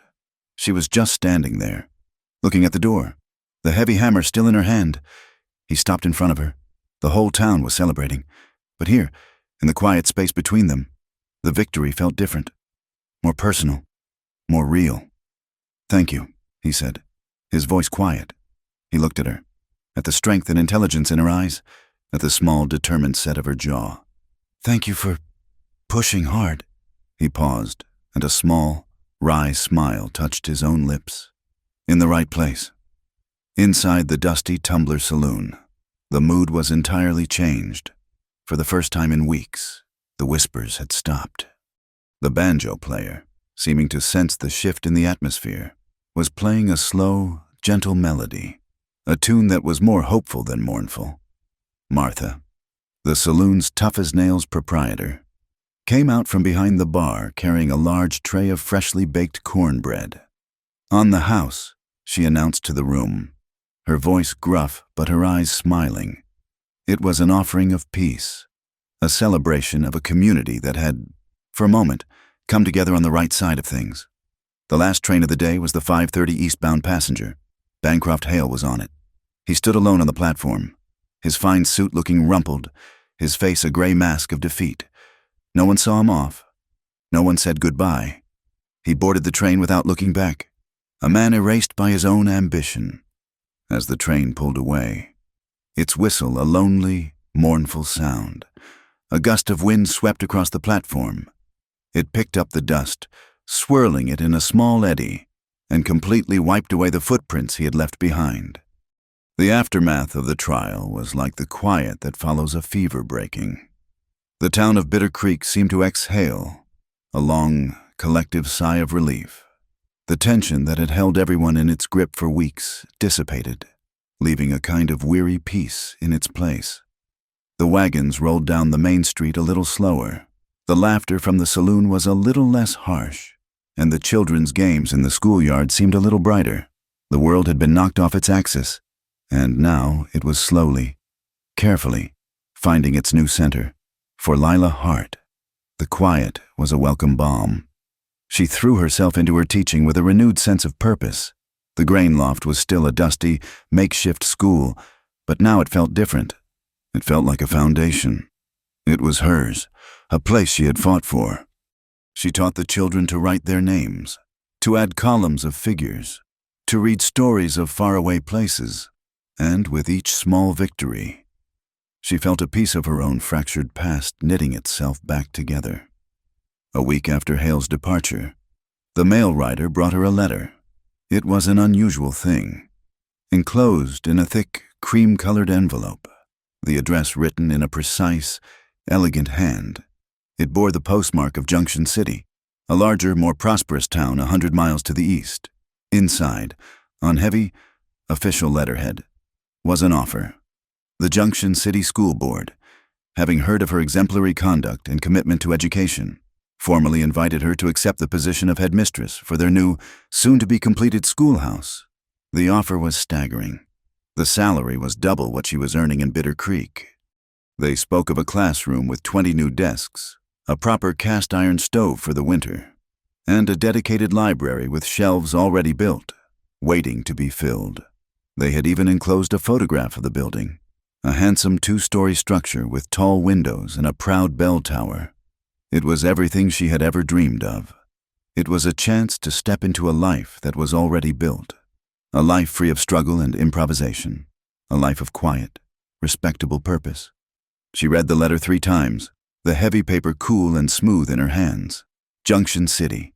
The name itself was a promise of connection, of being part of something larger, and it was far from the newly laid track of the Northern Pacific Spur Line, The thought was a quiet, seductive whisper, a place where she would never have to hear the lonely cry of a train whistle in the dead of night.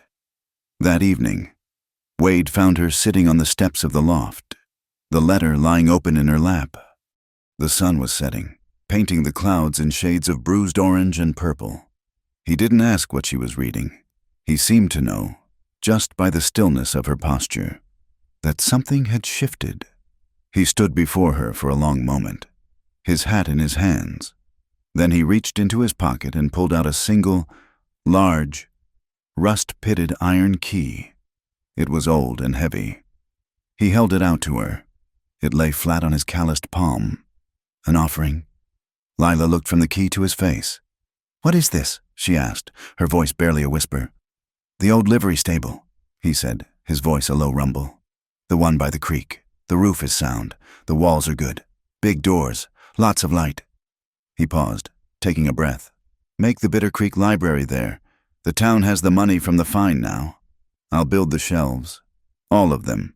As many as you want." He looked down at the key, then back at her, his gaze direct and unwavering. "Pay me in breeding stock for my herd. 1 good heifer for every 10 shelves. We can build it together."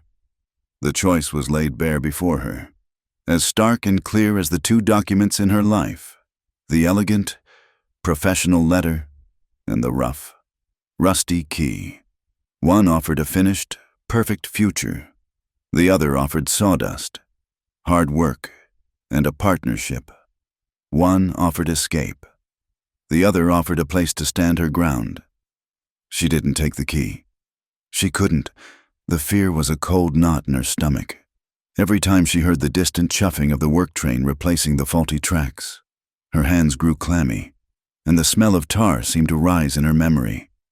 How could she build a library in a town where the soundtrack to her life would be the very sound that haunted her dreams? Wade saw the hesitation, the conflict in her eyes. He didn't press her.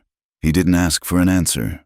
He simply closed his hand over the key, nodded once, and walked away, leaving her alone with the sunset and her impossible decision. The next day, she tried to lose herself in her work, but the letter from Junction City felt like a lead weight in her pocket. She felt disconnected, her own future a question mark that made the present feel thin and temporary. During the lunch break, she saw a small commotion outside. The children, her students, were there. They had scavenged strips of colored cloth from their mother's sewing baskets, red flannel, blue calico, yellow gingham, and had tied them to a long piece of twine. With much shouting and laughter, they were stringing their makeshift banner of flags between the old livery stable and a nearby cottonwood tree. It was a clumsy, cheerful, and profoundly hopeful declaration. This was their library. As she watched, Sheriff Nora Pike rode up. She dismounted, took a hammer and a nail from her saddlebag, and walked to the stable's large double doors. She pulled a freshly painted plank of wood from under her arm. In neat, if slightly crooked, white letters, it read, "Bitter Creek Temporary Reading Room." She hammered it into place with 4 solid, decisive blows. She gave the sign a satisfied pat, gave Lila a long, knowing look, and rode off without a word. The community was claiming her. They were building around her, acting as if her decision was a foregone conclusion, and it terrified her. That evening, Wade did not come by, but when she returned to the loft after a long, aimless walk, she found 2 items sitting on the small table by her door. One was his hammer, the hickory handle worn smooth and dark with his labor. The other was a book from her own collection, one of the first primers she used to teach reading. It was a simple book with a simple title, Mend. He wasn't asking her to stay. He wasn't pleading. He was simply leaving the tools on the table, the tool to build, and the purpose for building. The choice was still hers, but he had laid out his entire argument, silent and irrefutable, on the small wooden table. Late that afternoon, she knew what she had to do. She walked out of town, following the path that ran alongside the new railroad tracks. The replaced ties were a darker, richer brown than the green pine they had replaced, each one a testament to the truth she had uncovered. The steel rails gleamed in the low-angled sun. It was a place of trauma, a scar on the landscape that mirrored the scar on her arm. She walked for a mile, the silence broken only by the crunch of gravel under her boots and the whisper of the wind. She needed to face the ghost. She needed to know if it still had power over her. She sat on a pile of discarded ties, the faint, clean smell of new-cut wood and creosote in the air. She waited, and then she heard it, the distant sound she both craved and dreaded, the whistle of the late-afternoon train. It grew louder, a mournful cry that vibrated in her bones. The rhythmic chuffing became a roar.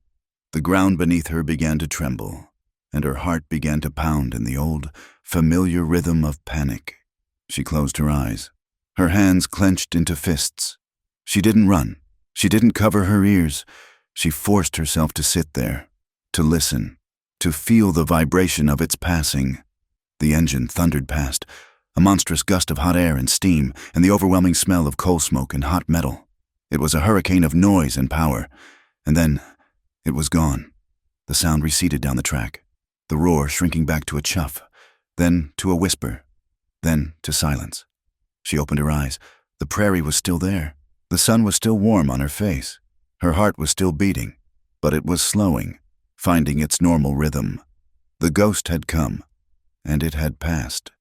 The sound still held a memory, but it no longer held her prisoner. It was just a train, a machine of wood and steel that carried people and goods from one place to another. It was no longer the monster from her dreams. She stood up and walked back to town, her steps lighter than they had been in years. She went to the loft, took out a piece of clean paper and her pen. She wrote a single, short line of text. She folded the paper, wrote Wade's name on the outside, and left it on the table, right next to the hammer and the book. Wade found it an hour later. He came to the loft, perhaps to retrieve his hammer, perhaps just to see if she was there. He was covered in a fine layer of sawdust, his hands pale with it, the scent of fresh-cut pine clinging to him. He had already been working. He had been building shelves, on faith alone. He saw the note. He picked it up, his large, dusty fingers surprisingly gentle as he unfolded the paper. He read the 3 simple words she had written. "I am staying." He stood there in the quiet of the loft, the evening light slanting through the dusty air. He didn't smile. He didn't make a sound. He just let out his breath, a long, slow, quiet sigh of profound relief, a sound that was lost in the vast, peaceful silence of the coming night.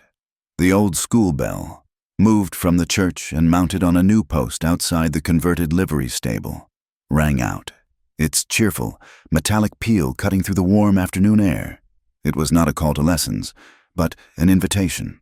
A moment later, the answer came as a torrent of life. The children of Bitter Creek, all 12 of them, burst forth from the grain loft, their classes for the day officially over. But instead of scattering to their homes, they ran as a single, laughing, shouting packed directly toward the wide-open doors of the new library. They flooded into the vast, high-ceilinged space, and the quiet room was instantly filled with their energy. The air, which had been still and smelling sweetly of fresh-cut pine and sawdust, was suddenly alive with the scent of dusty clothes and sun-warmed skin. Sunlight streamed through the large stable doors. Catching the dust motes, their running feet kicked up, turning them into a swirling galaxy of gold. They ran their hands along the rows and rows of new, rough-hewn shelves, their fingers tracing the grain of the wood. They pulled books down with an excitement that was a wonder to behold, their voices echoing in the big room as they showed each other pictures and sounded out titles. This was not a place of hushed silence. It was a place of joyous discovery. In the far corner, Wade Kincaid stood on a small stool, his back to the commotion. He was oblivious to the children. His focus narrowed to a single task. He was fitting the last shelf, a short one tucked into an awkward corner near the roofline. He worked with a quiet, efficient grace, his movements economical and precise. He set the shelf into its brackets, checked that it was level with a practiced eye, and reached for the last of the hand-wrought nails. Lila stood watching him, a small, folded cloth in her hands. She watched the muscles in his back move under his worn cotton shirt as he worked. For weeks, this had been their rhythm. In the evenings, after her classes and his ranch work were done, they would meet here, by the light of lanterns. They had worked side by side. She had sorted and cataloged the hundreds of books that had been donated, while he had measured, sawn, and hammered, transforming a forgotten, dusty stable into a house of knowledge and hope. He had filled the space with the scent of his labor, a scent of clean wood and honest sweat, and in doing so, had slowly, methodically, pushed the ghosts from her corners.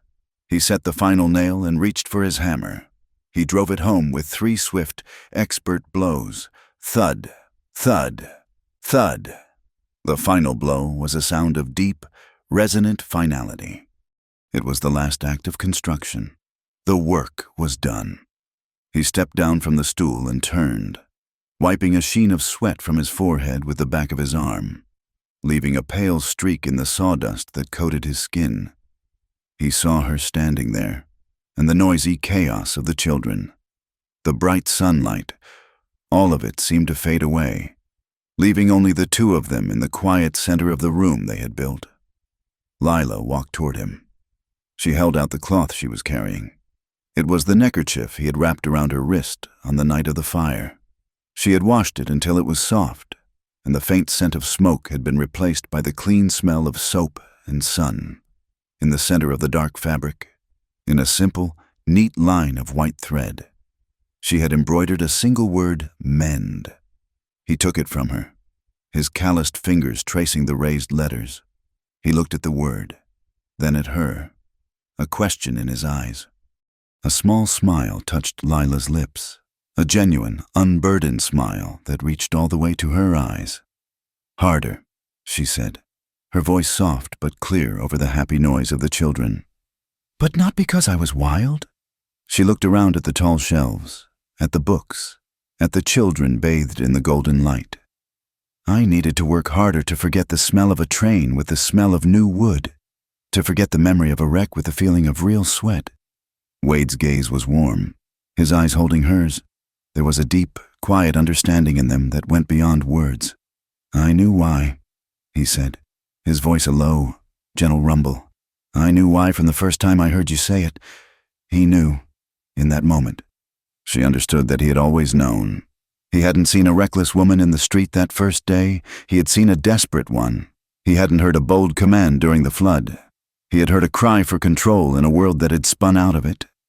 He had understood her brokenness from the very beginning, not because he was a saint, but because he was a man who knew the shape and weight of his own scars.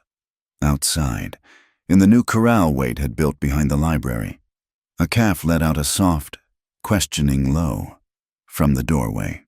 Sheriff Nora Pike leaned against the frame, a rare, genuine smile on her face. She watched them for a moment, a silent, unobtrusive guardian of the town's newfound peace, then turned and walked away, leaving them to their quiet moment. The sound of the final hammer blow still seemed to hang in the air, a perfect, round silence that held them both. The work was finished. The promise was kept. Wade took a step closer. He reached out, not to touch her, but to gently take his hammer, which she was still holding in her other hand. He set it down on the shelf beside them. Then he cupped her face in his hands, his palms rough and warm against her skin. He looked at her for a long, silent moment, and then he leaned down and kissed her. It happened right there, under the proud, hand-painted sign that read, Bitter Creek Library. The kiss was not long or passionate. It was short, and it was firm. It was like a promise to work together, a final nail driven home to seal a contract that had been written in sweat and sawdust, in shared danger and quiet understanding. It tasted of dust and salt and the faintest hint of pine. It tasted of a future. When they broke apart, the world came rushing back in the children's laughter, the lowing of the calf, the warmth of the afternoon sun. A south wind blew through the open doors, carrying the familiar scent of the prairie, but the red dust it carried seemed less harsh today. Its edges softened. The memories of smoke and fire, of twisted steel and the scent of tar were still there. They would always be there. scars on the landscapes of their souls. But they were no longer alone in the fight against them. They had each other, and in the quiet, hard-working town of Bitter Creek, they had, at long last, found a place to mend. Thank you so much for listening to our story. We would be honored if you took a moment to comment below and let us know where in the world you're listening from. It's always a pleasure to connect with our audience and share our thoughts. Please consider subscribing to our channel, Wild West Stories 1850, and give this video a like. And if you'd like to help this story reach more listeners, please support us by hitting the hype button. Your support means the world to us.